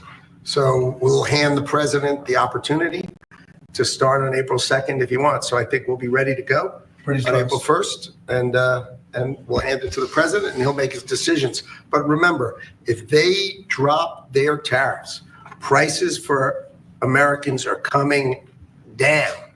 Our production's going up, and our costs are going down. Remember, it's a two-way street. That's why it's called reciprocal. Have you spoken to any American CEOs directly about this? Are they calling you and asking for I've spoken to exemptions? many, and many love it. And they say this is going to be the thing that makes our country really prosperous again. And this is going to be what pays down to $36 trillion in debt and all the other things. And this is going to be, this is an amazing day. I think this is going to be a very big day and in a very positive way for our country. Yes, please. Mr. President, you've talked about the VAT and the EU before and your concerns with how the EU treats you. Do you have a number in mind on the European Union? Do you have an idea of where that number is going to land? Well, what they are now is they have a 20% VAT tax, which we're considering to be similar or the same as the tariff. Plus, they charge lots of fees. And, you know, they're doing something else. European Union's been very tough on our companies. They sued Apple. They sued Google. They sued Facebook. They sued many other companies, and they're American companies, and the kind of numbers are staggering. And the court system over there is not very good to our companies. If you know that Apple had to pay, I think, $16 billion in a penalty, a court case that was really shocking because most people thought they would have won that court case, people that watched it. So they've been very tough. Airlines have called me up and they said, could you help us with Europe because they're charging us so many different fees. I got a call from the head of American, United, and other airlines saying every time we land a plane, we get just absolutely killed by the European Union. And so they haven't been treated as good. You know, we think the European Union is wonderful. We all love Europe, love the countries in Europe, but European Union has been absolutely brutal on trade. Canada's been very bad to us on trade, but now Canada's going to have to start paying up. And Canada's been tough on the military because they have a very low military cost. They think we're going to, you know, protect them with our military, which is unfair. So Canada's going to be a very interesting situation because, you know, we just don't need their product. And yet they survive off the fact that we do 95% of what they do. And Canada is just absolutely, I say it, and sometimes people smile and sometimes they say great idea, but Canada, their taxes would come down greatly. Their security would go up greatly. Amazing things happen to Canada. And really Canada in this particular, why would we pay $200 billion a year in subsidies to Canada when they're not a state? You do that for a state, but you don't do that for somebody else's country. So I think Canada is going to be a very serious contender to be our 51st state. Going with Canada, there was obviously a delay in implementing Well, those tariffs. I spoke to Governor Trudeau on numerous occasions, and we'll see what happens. But it just sets up so good for them. Look, the people would pay much less tax than they're paying right now. They'd have perfect military protection. They don't have any military protection because and you take a look at what's going on out there. You have Russian ships, you have China ships, you have Chinese ships, you have a lot of ships out there, and people are in danger. This is a different world today. It's a different world. They need our protection. You Yes. just mentioned Elon Musk and the efforts that he's undertaking with your Yeah. authority. You granted him a new authority this week. Will he secure any new government contracts while he is working on Doge? No, not if there's a conflict. If there's no conflict, I guess what difference does it make? But we won't let him do anything having to do with the conflict. Are you personally checking to make sure there's no conflicts of interest? Yeah, I am. He answers to you. Sure, he does. First of all, Checking to make sure there's no conflicts of interest. yeah, I am. He answers to you. Sure, he does. First of all, he wouldn't do it. And second of all, we're not going to let him do anything where there's a conflict of interest. Mr. President, your negotiations with the EU are there's discussions ongoing already. How quickly do you expect that you'll hear back from them about any of these other I can't tell you, yeah. The EU's been very nasty. It's just been, they haven't treated us properly. Look, we were great to them on NATO. Essentially, it's a similar group of countries. When I came in, my first term, I raised their fees. I mean, they were not paying. We were paying for, in my opinion, almost all of NATO. And now, I had the bad moment with the press where the press said, well, does this mean you won't protect them? And I said, I won't protect them if they're not paying. But because I said that, the Secretary General, as you know, said it was the greatest thing he's ever seen because the money came pouring in. But they don't treat us right on trade. They don't treat us right on the military either. I mean, if you look at Ukraine, we're in for probably $200 billion more than Europe. Why are we in for more than Europe? We're in for more than Europe. I mean, think of it, or NATO. I mean, let's call it NATO because Canada's in. By the way, Canada is just about the lowest payer. Also, they shouldn't be. They are just about the lowest payer in NATO, in addition to everything else. So Canada's really been taken advantage of. And if they had to pay just something modestly fair, they wouldn't be able to succeed as a country. And that's why I feel they have to become a state. Yes, ma'am. Thank you, Mr. President. Is it your expectation that partners will offer major concessions and that you actually don't end up applying those tariffs? No, I think that a lot of them will stay the same, and whatever they pay, I'll pay. I mean, we'll have a lot of them stay the same. I think some. Look, I heard as an example, EU lowered their tax on cars down to the exact same amount that they were much higher. They were approximately 5 times higher, and they lowered them down to the exact tax that we're charging. That took place like yesterday or the day before. Is that a correct statement? I think so, yeah. Do you expect any exemptions or waivers? I don't expect that, no. This is a simple system. I mean, there wouldn't be any. And in the case of Apple, I gave them a waiver, exemption in my first term because Samsung was in South Korea and Samsung didn't have to pay the tax because it was a tax on China, and Apple makes a lot of their product in China. So I did that because it wouldn't have been fair. But now this applies to everybody across the board. This is a much simpler way of doing it, much better way. You had that major call yesterday with President Putin of Russia. President Zelenskyy responded today basically saying any agreements they won't accept unless they're made with Ukraine. Will Ukraine have a seat at that table for those negotiations? Of course they would. I mean, they're part of it. We would have Ukraine, we'd have Russia, and we'll have other people involved too. A lot of people, a lot of forks in the a lot of forks in this game. I'll tell you what, this is a very interesting situation, but the Ukraine war has to end. The young people are being killed at levels that nobody's seen since World War II. And it's a ridiculous war, and it has to end. We had a good talk with President Putin. I had a good talk with President Zelenskyy, very good talk.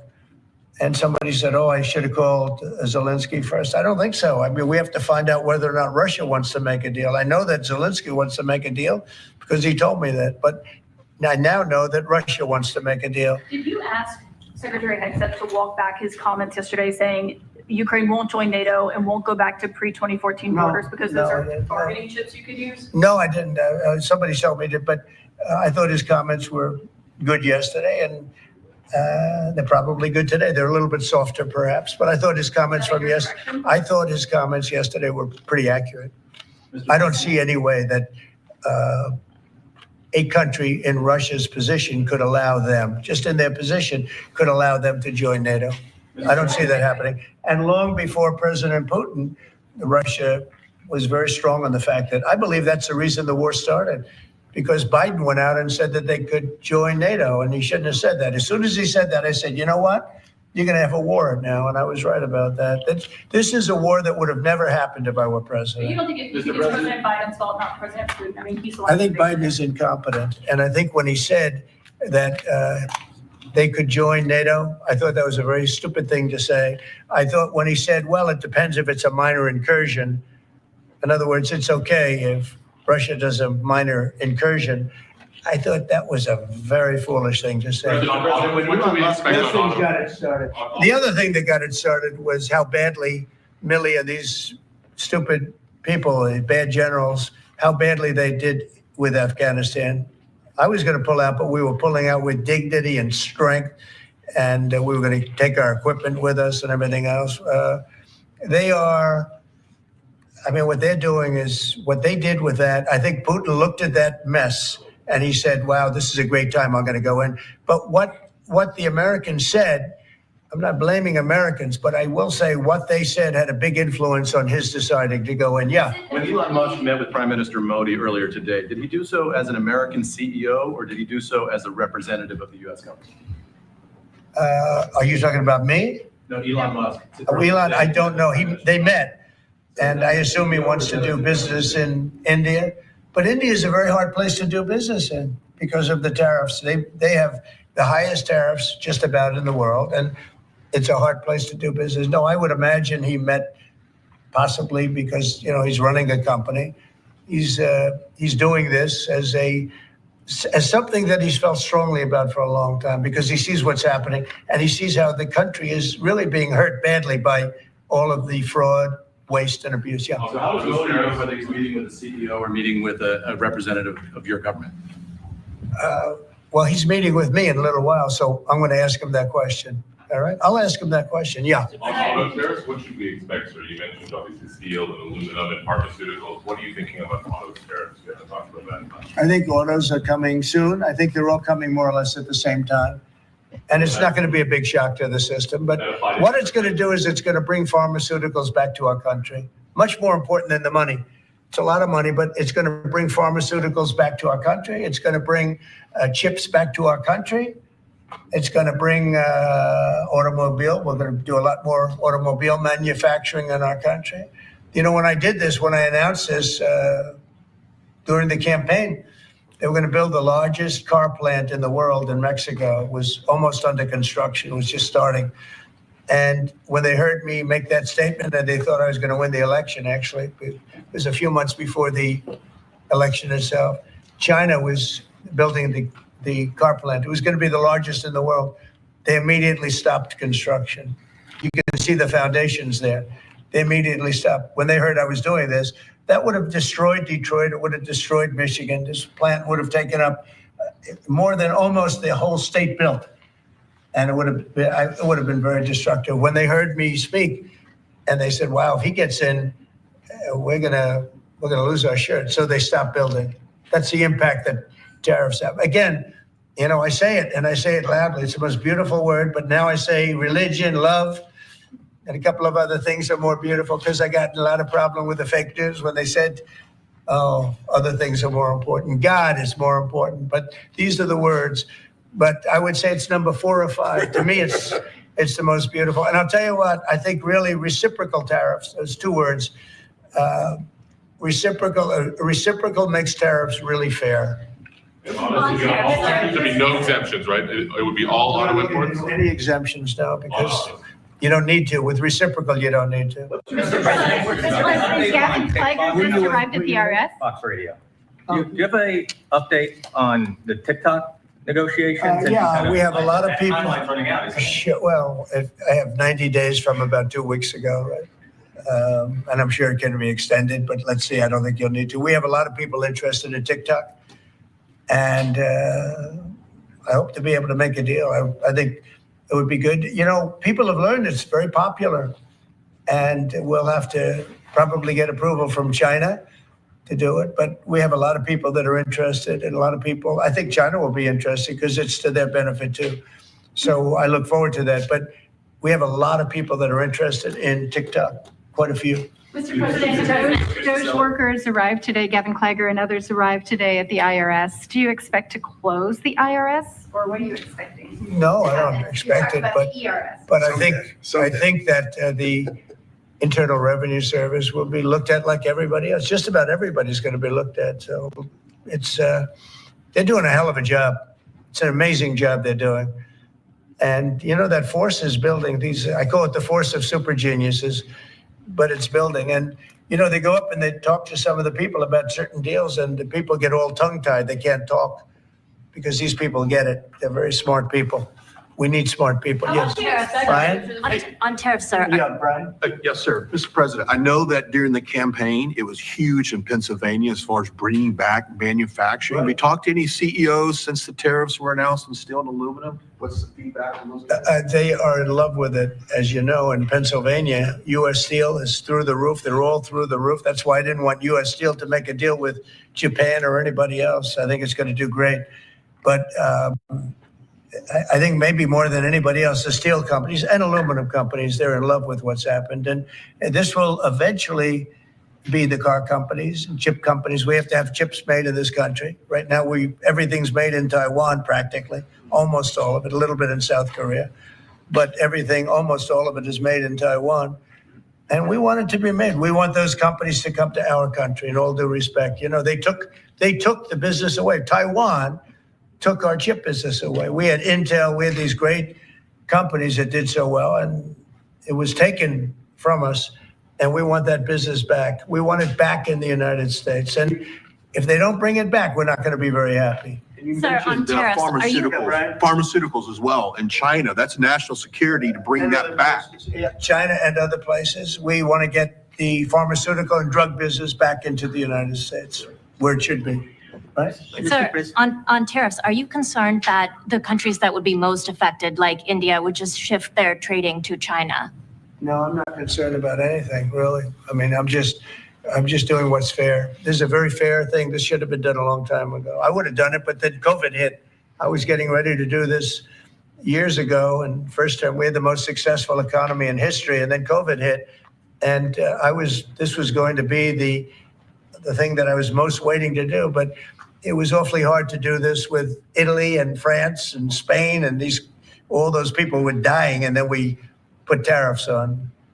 See, I have a big heart. Sir, on Ukraine, when Putin says that he really wants peace, do you believe him? Yeah, I do. I believe he wants peace. I believe that President Putin, when I spoke to him yesterday, I mean, I know him very well. Yeah, I think he wants peace. I think he would tell me if he didn't. I'd like to see peace. Do you trust President I Putin? believe that, I believe that he would like to see something happen. I trust him on this subject. I think he'd like to see something happen. I think it could have happened a long time ago. I think Biden, number one, it shouldn't have started, but it did. And now all those cities are knocked down like demolition sites. All those beautiful golden towers are knocked down. There's nothing going to replace them. But much more importantly, you lost millions of people. A lot of soldiers, but you lost millions of people. When they knocked down those cities, and they're all laying down on the side, they're lying down just in ashes and all crumbled up concrete. They literally look like a world-class demolition site. And many of them, almost all of them, but many of them. And this should have been done by Biden years ago. This should have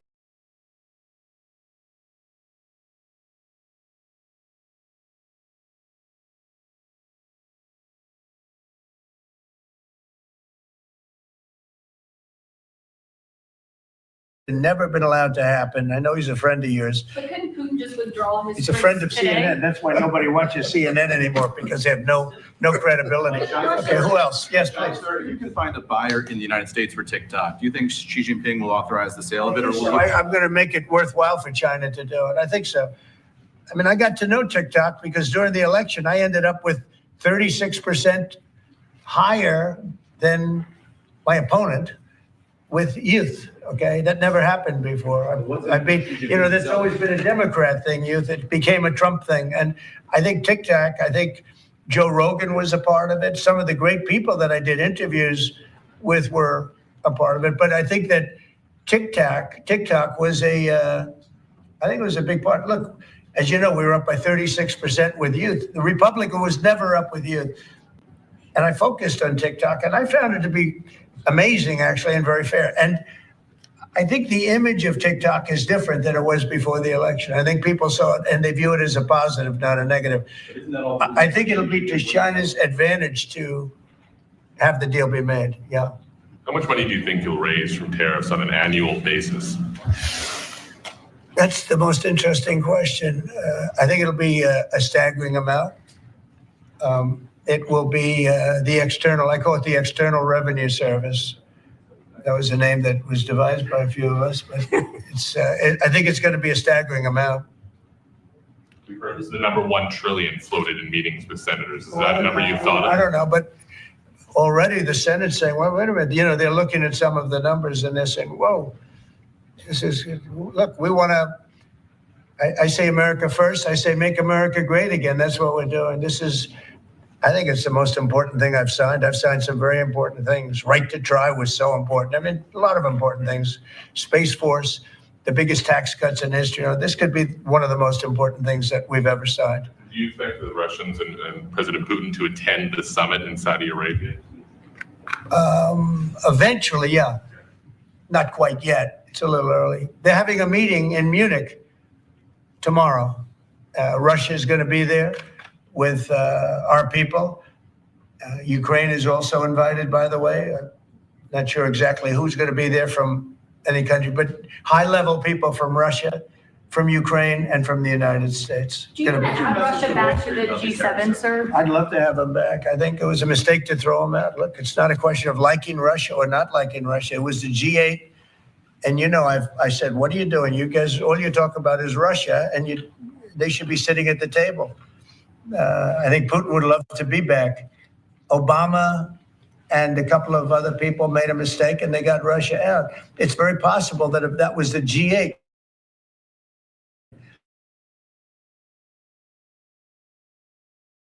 protect Ukraine. But you ask a very good question, the G8. It used to be the G8 and then these people threw them out. And I was arguing with Trudeau and with numerous of the people. Actually, Prime Minister Abe, a great man from Japan, agreed with me 100%, and some of the others did too. But I got there, it was a G7, as you know. They had already been terminated. I think it would have been very helpful, and it still would be helpful to have Russia be a part of that mix. And I think if they were, I don't think you would have had the problem that you have right now. Russia is part of the G20. They kicked them out, of course, because they illegally annexed Crimea. I mean, how would you have responded if Russia invaded or took over? They took Crimea during Obama. They took, now they're looking to take the whole thing. Then they took a big chunk of land and people, as you know, during Bush. And now they're trying to take the whole thing during Biden. The only one that didn't give them anything is Trump. They never took anything with Trump, nothing, not 2 inches of property of land. But Crimea was Obama. And then Bush gave him a lot, you remember. And then, in fact, it's a sort of a standard little phrase. And Biden's giving him everything because this is a war that shouldn't have been had. And the only one that didn't give him anything is Trump. It's just the way it is.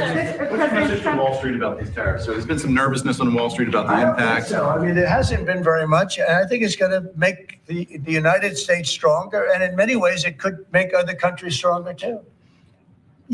Other countries want to have a strong United States. They want to have a strong America. And I think it's going to make us very, very strong, much stronger. And we have a lot of work we're doing on the military. Our military already, I've authorized some contracts to be built that are very substantial. We're building the greatest equipment in the world. We have the greatest military equipment in the world. We're building it. At some point, when things settle down, I'm going to meet with China and I'm going to meet with Russia, in particular, those two. And I'm going to say, there's no reason for us to be spending almost $1 trillion on military. There's no reason for you to be spending $400 billion. China's going to be at 400 billion. We're at $1 trillion. We're going to be at close to $1 trillion. And I'm going to say, we can spend this on other things. We don't have to spend this on military and I'm going to be meeting with China. You know, we were trying to de-escalate nuclear, and I was in a position where Russia had agreed and China had agreed we were going to start, and then we had a rigged election, so that never took place. But this one was too big to rig. We won by so much that it was too big to rig. Will there be a China meeting in the United States, or would you travel to China for that? For what? A China meeting. I tell people all the time, you know, the question is who's going to have the first meeting, where are you going to, I say this to Putin, to President Xi, I say to everybody, never bothered me, you know, I'm willing to say I'll go first. It doesn't matter. It's the end result that counts. So it doesn't make any difference. When do you want to have a conversation about global defense spending, you, China? Well, I'd like to have that as soon as things settle down. I'm going to have that conference primarily with China and Russia, because those are the two that really are out there. And we're going to have them spend a lot less money, and we're going to spend a lot less money. And I know they're going to do it. They agreed to it. We were talking about denuclearing, and President Putin and I agreed that we were going to do it in a very big way. There's no reason for us to be building brand new nuclear weapons. We already have so many. You could destroy the world 50 times over, 100 times over. And here we are building new nuclear weapons, and they're building nuclear weapons, and China's building new nuclear weapons, and China's trying to catch up because, you know, they're very substantially behind, but within 5 or 6 years, they'll be even. And we're all spending a lot of money that we could be spending on other things that are actually, hopefully, much more productive. Hopefully, there'll never be a time when we need those weapons. If there's ever a time when we need nuclear weapons, like the kind of weapons that we're building and that Russia has and that China has to a lesser extent, but will have, that's going to be a very sad day. That's going to be probably oblivion. Do you see that as separate conversations, or do you see one giant summit with you, Xi Jinping, and Vladimir Putin? Yeah, I could see that. Let things calm down a little bit. You know, when I left, we had no Middle East problem. We had no Russia going into Ukraine. They never would have done it. Putin never would have done it. And I came back and we got like the whole world is blowing up. So when we straighten it all out, then I want to have one of the first meetings I want to have is with President Xi of China, President Putin of Russia. And I want to say, let's cut our military budget in half. And we can do that. And I think we'll be able to do it. If Elon Musk identifies wasteful spending in the Defense Department, defense contractors and the like, are you willing to go after that spending as well? We have to go waste, fraud, and abuse. Yeah, and we're doing that. Could we, you know, I'm just wondering about your conversations on defense spending. Would you want to do that as a trilateral, or would you use the existing body that also already includes China and Russia, the G20? No, it's the people. It's President Putin, President Xi. I don't need bodies. I don't need anything. It's people. It's all about people. It's about relationship and people. And, you know, I've had a good relationship with President Putin. I've had a good relationship with President Xi. It's about people. And I think when things straighten out, which I hope will be in the not too distant future, the meeting I want to have first is a meeting with China and a meeting with Russia on slowing down, stopping, and reducing nuclear weapons in particular, and also on not having to spend the kind of money we're all spending on weapons, military weapons generally. I think my question is, would you have those meetings separately with each of those leaders, or would you try to bring them all together? Both. You start off separately, and that's what was happening. I was dealing with President Putin. We had really an understanding where we were going to denuclearize. What a beautiful term that is, right? Denuclearize. What a great thing if we could do that. And we were going to, he really liked the idea, and so did I. And we had then called China, and China was very open to it. And then COVID hit, and then we had a rigged election. But now there was no rigged election. Now we have an election that was too big to rig. That's what my whole theme was, too big to rig. And they tried, but they didn't pull it off. Sir, as part of the reciprocal tariffs, would you also direct agencies to study the impact they would have on prices in the U.S.? No, there's nothing to study. There's nothing to study. It's going to go well. You know, the United States is going to become a very, very strong economically country. Yeah. Mr. President, in the past, you have spoken against BRICS. India is part of BRICS. Do you want to dismantle BRICS, or you want to, US want to be part of it? I don't care, but BRICS was put there for a bad purpose. And most of those people they don't even want to talk about it now. They're afraid to talk about it because I told them if they want to play games with the dollar, then they're going to be hit with a 100% tariff the day they mention that they want to do it. And they will come back and say, we beg you not to do this. BRICS is dead since I mentioned that. BRICS died the minute I mentioned that. And I remember when Obama and Biden in particular, I guess he said that, they have us over a barrel. They don't have us over a barrel. We have them over a barrel. If BRICS wants to play games, those countries won't trade with us. We won't trade with them. And if any trading gets through, it'll be 100% tariff at least. On your cabinet, You know what? When they hear that, what do you think they're going to do? They're going to say, look what happened to BRICS. They didn't want to talk about it. They don't even want to admit that they were a member of BRICS. That's what's happened. On your cabinet, sir, we saw Robert F. Kennedy Jr. get confirmed. He's going to come in here and be sworn in. Mitch McConnell has now voted against several of your nominees. He voted against RFK Jr. as the next health secretary, citing conspiracy theories. What's your reaction to that? Well, I feel sorry for Mitch. And I was one of the people that he wanted to go to the end and he wanted to stay leader. He's not equipped mentally. He wasn't equipped 10 years ago mentally, in my opinion. He'd let the Republican Party go to hell. If I didn't come along, the Republican Party wouldn't even exist right now. Mitch McConnell never really had it. He had an ability to raise money because of his position as leader, which anybody could do. You could do it even. And that's saying a lot. But the fact is that he raised money and he gave a lot of money to senators. And so he had a little loyalty based on the fact that as leader, you could raise a lot of money. Senators would call me and they say, he wants to give me 25 million. Can I take it? I'd say, take the money. But he engendered a certain amount of, I don't even call it loyalty. He was able to get votes. But I was the one that got him to drop out of the leadership position, so he can't love me. But he's not voting against Bobby. He's voting against me, but that's all right. He endorsed me. Mitch, do you know that Mitch endorsed me, right? Well, he did. You think that was easy? What? He had polio, obviously, and I don't know. I don't know anything about he had polio. Are you doubting that he had polio? I have no idea if he had polio. All I can tell you about him is that he shouldn't have been leader. He knows that. He voted against Bobby. He votes against almost everything now. He's a very bitter guy. And we have a very strong party. And he's almost not even really a very powerful member. I'd say he's not he's lost his power. And it's affected his vote. And, it's one of those things. But in the meantime, Bobby did great, got more votes than anybody thought. And I think he's going to do phenomenally in that position. And everybody else likewise did well. Not only well, they got more votes than anybody thought. Tulsi, look at how she did. She did great. Marco got 99 votes. How about that? And Marco got 99 votes. And Marco, by the way, I have to tell you, Marco Rubio's done a fantastic job. He's been a great Secretary of State. They're all doing great. But we're going to have a swearing in today, and maybe we're going to have a second one because I hear we have a couple of them coming up.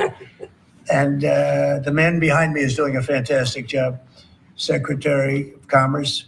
And I think you're going to see something very big come from today's signing. This is going to be a very important signing. Okay. U.S. Steel, sir, can I ask very quickly? You said you'd meet with the head of that company and the Japanese company. U.S. Steel is going to be here, and a lot of the steel companies are coming. I think steel companies, they love what's happening to them. We saved it. If I didn't do the tariffs from my first term, you wouldn't have one steel company here. You wouldn't have one steel. There wouldn't be a steel company alive in the United States. And right now, they're going to be thriving. They're doing very well, but they're going to be thriving.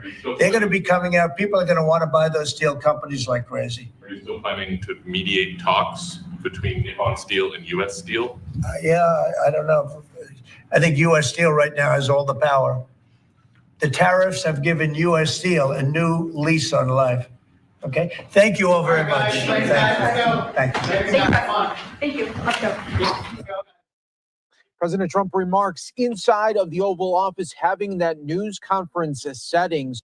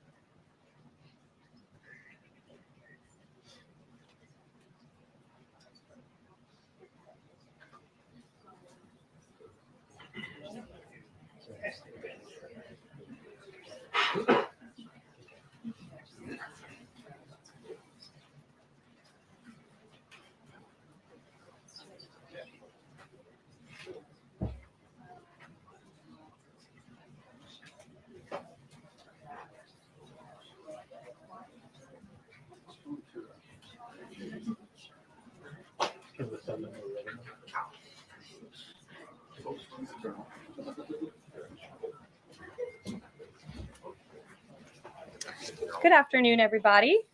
It's great to see all of you on this very newsy day, to say the least.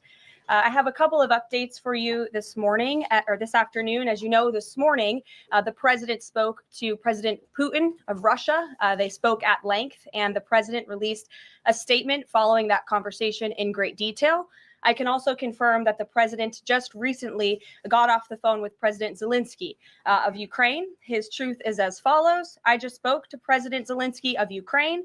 The conversation went very well. He, like President Putin, wants to make peace. We discussed a variety of topics having to do with the war, but mostly the meeting that is being set up on Friday in Munich, where Vice President J.D. Vance and Secretary of State Marco Rubio will lead the delegation. I am hopeful that the results of that meeting will be positive. It is time to stop this ridiculous war where there has been massive and totally unnecessary death and destruction. God bless the people of Russia and Ukraine. I myself just spoke to the president about these calls, and he told me to tell all of you they were very good calls. They were very positive, and the administration is wholeheartedly committed to a peace deal to end once and for all the Russia-Ukraine war. More on that later. I'm sure you'll have more questions to ask. This week, the president has continued to deliver on his promises to the American people. According to new polling that was released at the beginning of this week by CBS News, an overwhelming 70% of Americans said that President Trump is following through on what he pledged to do during his historic campaign.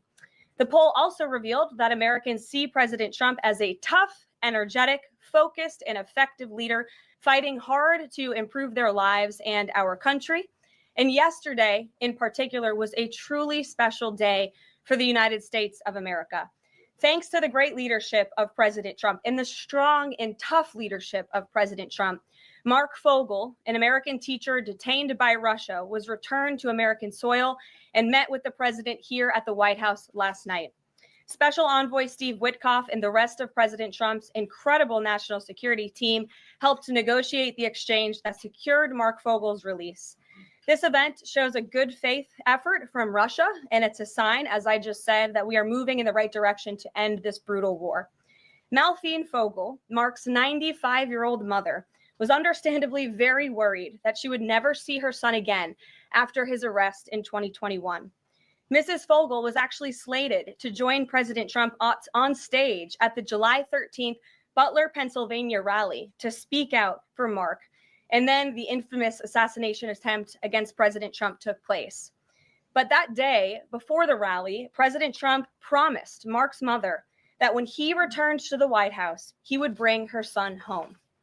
God saved President Trump's life on that day in Butler, Pennsylvania, and now Mark Fogel is back home safely with his family as a result. God is good. The president also continues to bring back common sense to our government. This week, he signed an EO to end the procurement and forced use of paper straws. Taxpayer dollars were wasted on these non-functional and massively unpopular products for no other reason than it made radical activists feel good about themselves. And on trade, President Trump continues to take bold action to protect America's critical steel and aluminum industries, much like he did in his first term. And the president signed proclamations to close existing loopholes and exemptions to restore a true 25% tariff on steel and elevate the tariff on aluminum to 25% as well. This administration believes these tariffs will protect our national security and put American workers first. And in the Oval Office yesterday with Elon Musk, President Trump took further action to make our federal government more efficient and effective. He signed an EO implementing the Doge Workforce Optimization Initiative. Now agency heads will coordinate and consult with Doge to significantly shrink the size of the federal workforce and limit hiring to essential positions only. The unaccountable bureaucracy will finally be reined in. On another important matter this morning, Senate Republicans continued to confirm President Trump's exceptionally qualified nominees, most recently Director of National Intelligence Tulsi Gabbard, who will be joining us later at the White House for her swearing-in ceremony. It's imperative that the remainder of the president's cabinet nominees are confirmed as quickly as possible. On another important matter this week, illegal alien criminals continue to be arrested and sent home as part of the ongoing mass deportation effort of the Trump administration. Just this week, 2 planes with 190 Venezuelan illegal aliens arrived in the Venezuelan capital from Fort Bliss, Texas.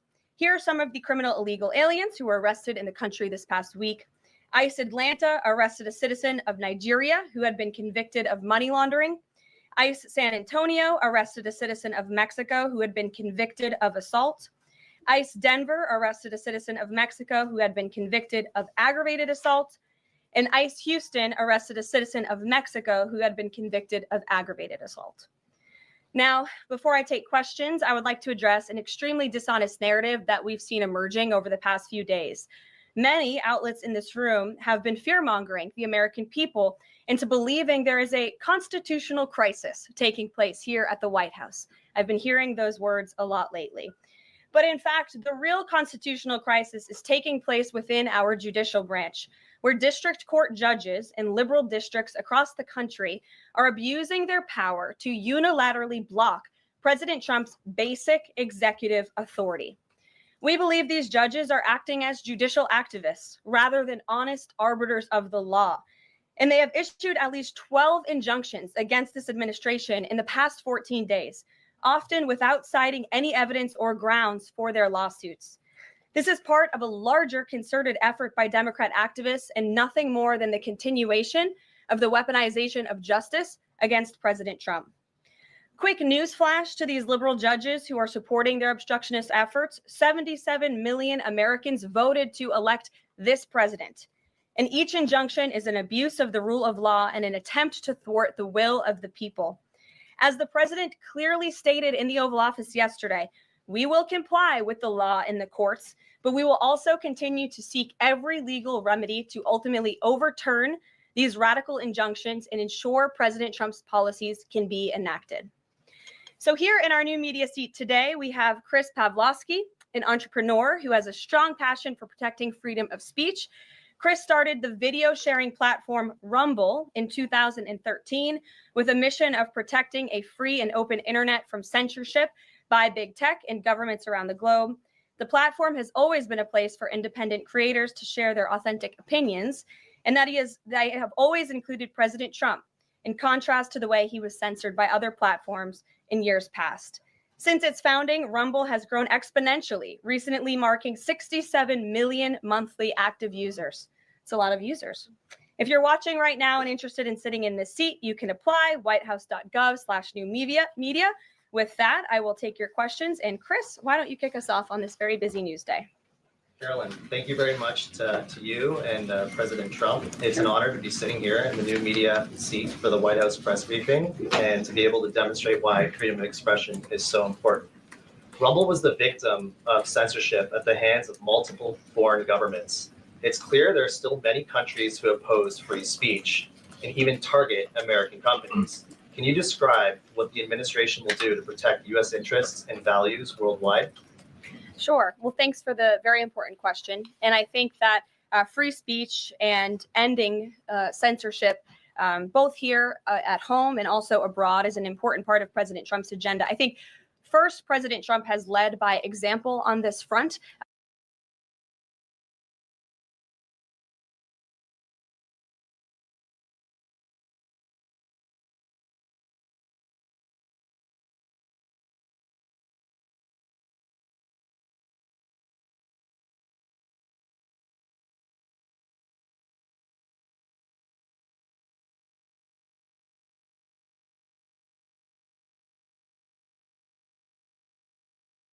Elon, if you could get up and explain where you are, how you're doing, and how much we're cutting, and it's an honor.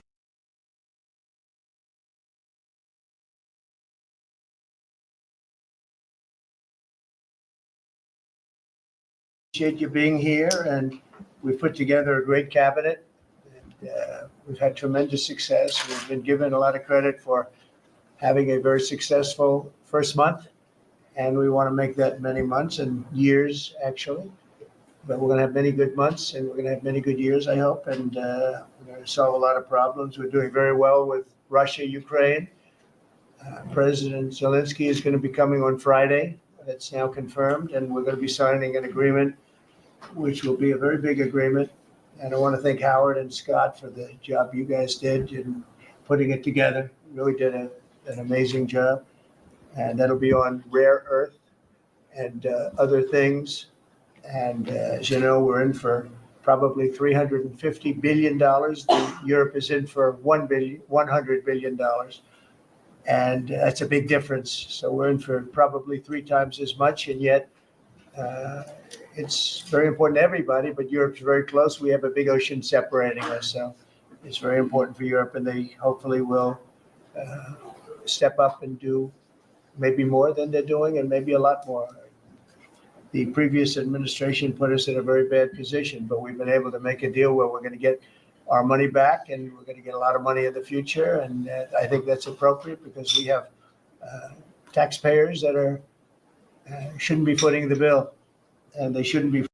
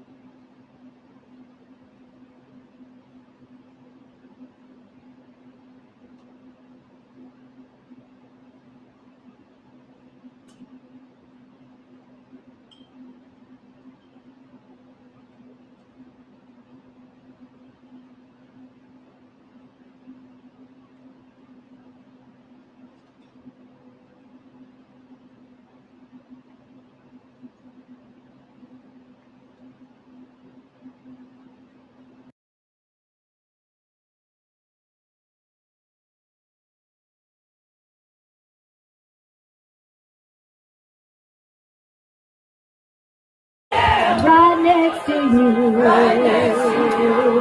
We gotta put one foot in front of the other and lead with the foot. One foot in front of the other and lead with love. We gotta put one foot in front of the other and lead with the foot. One foot in front of the other and lead with love.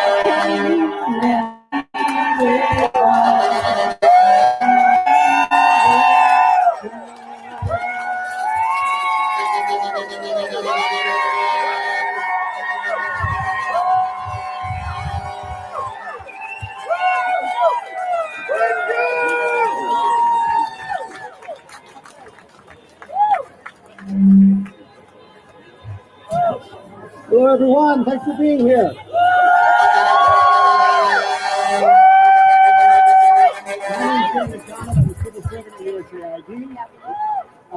Thank you all for being here for 2 days to support USAID staff as they've been packing up their belongings, as they've been walking out. Very emotional couple of days here, right? We wanted to gather you folks at the end of this period, towards the end. So let me turn the mic up a little. We wanted to organize you all towards the end of that to say we grieved for USAID, and now we're thinking about what comes next for our country, what comes next for our federal workers. We feel here that we are the first domino to fall, but that this is a national issue, and this is an issue related to the Constitution of the United States. It's an issue related to the fundamental system of our federal government. We're going to keep turning the mic up until it won't go up anymore. Anybody can turn it up anymore? They're saying louder. That's as loud as it goes. All right, this is what we have. Keep encouraging me, all right? So I'm going to MC this event. I might speak a little bit at the end as well, but we have a lot of illustrious leaders from USAID and some leaders from the AFG union that are going to speak to us here. So I have a series of remarks, and then in between, we welcome any chance, we welcome the good energy. The one note I want to make is that as staff exit this door, if they do, we're going to interrupt things, we're going to clap for them as they come out. I think most of them are going to go around the backside, and they're getting a lot of support there. But the intention is not that this should diminish those last few rounds of staff and the support we show, but that this should bolster them as they go back out into the world and figure out what's next, okay? Thank you all very much, again, for your support, for all the love you've shown. It's been a very emotional couple of days. First, I'm going to turn the microphone over to Brian Atwood, former USAID administrator.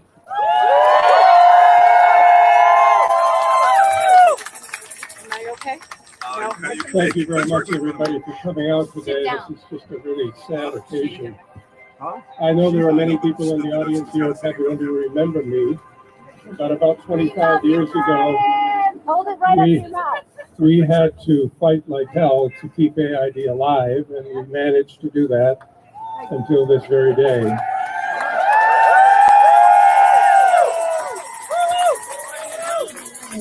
Those who work for AID are the very best of what America is all about.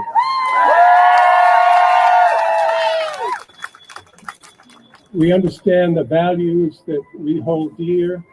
As the former President Biden said, you know, this country is an idea, and a sacred idea that has, for many, many years, led the world in the right direction. We have very serious questions now as to which direction we are heading. But I just want to say one thing about the situation we're in now. If there's a silver lining, it is that we have journalists covering this event. We have people writing articles. The American people are finally coming to an understanding of what AID is all about. It's all about saving lives. It's about, if you will, some people like to call it soft power.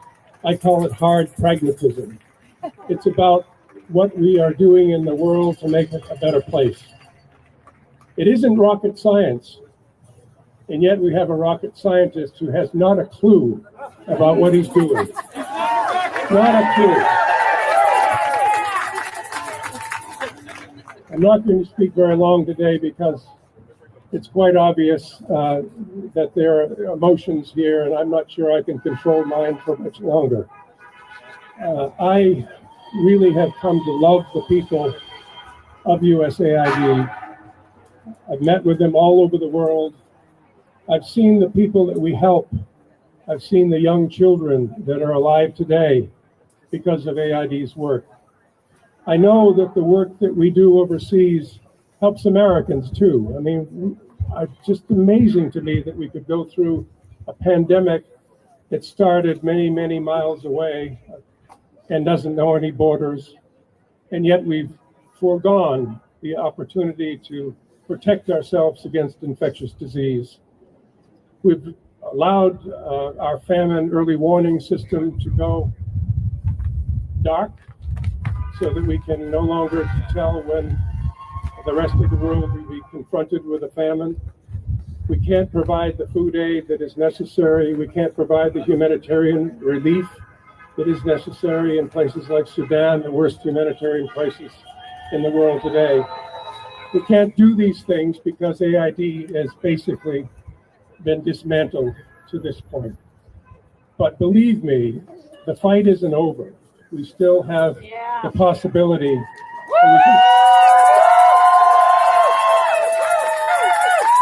We still have the possibility that a few Republicans will come to our aid, people that understand this program and know it well. And the continuing resolution is coming up.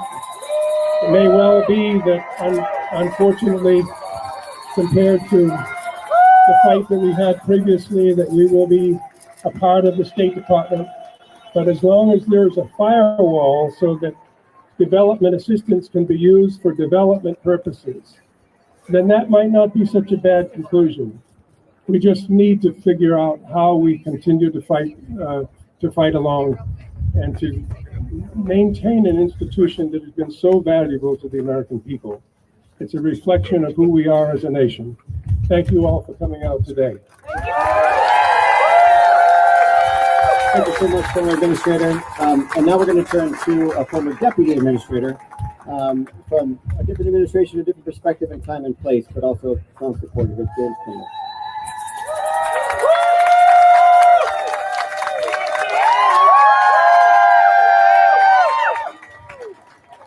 My name is Jim Kunder, and I had the privilege of serving in 3 Republican administrations here. What strikes me about this is a little historical perspective. I used to work for a guy by the name of Ronald Reagan, who famously said, "A starving child knows no politics." A starving child knows no politics. And now I've come to live in a Republican administration that apparently is willing to starve any number of children around the world to score a few cheap political points with its base. So we're standing here in front of the Ronald Reagan building, of course, where USAID is headquartered, and right there for the cameras was where somebody defaced the federal building a couple of weeks ago by chiseling the USAID sign off of the building. I wonder who authorized that and what expenditure of public funds was justified to deface the federal building.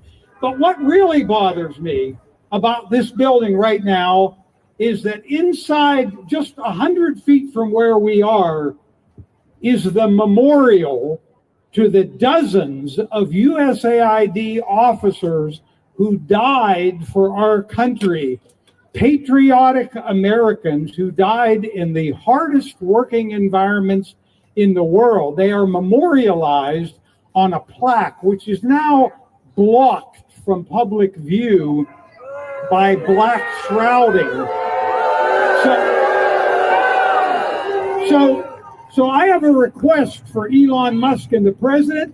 It's just a short ride over here from the White House. They ought to get in the car, come over here, and look at those dozens of names up on the wall of USAID officers. I just have one last point, because you've been out here in the cold. In addition to working for USAID, I've worked for another part of the U.S. government. I served in the United States Marine Corps as an infantry officer. And I tend to look at USAID's role in terms of national security as well. And so right now, we're pulling out of the strategic South Pacific Islands, where USAID is the only game in town to prevent Chinese dominance. So if people really cared about making America strong and making America secure, why in the hell would they be ending USAID? And I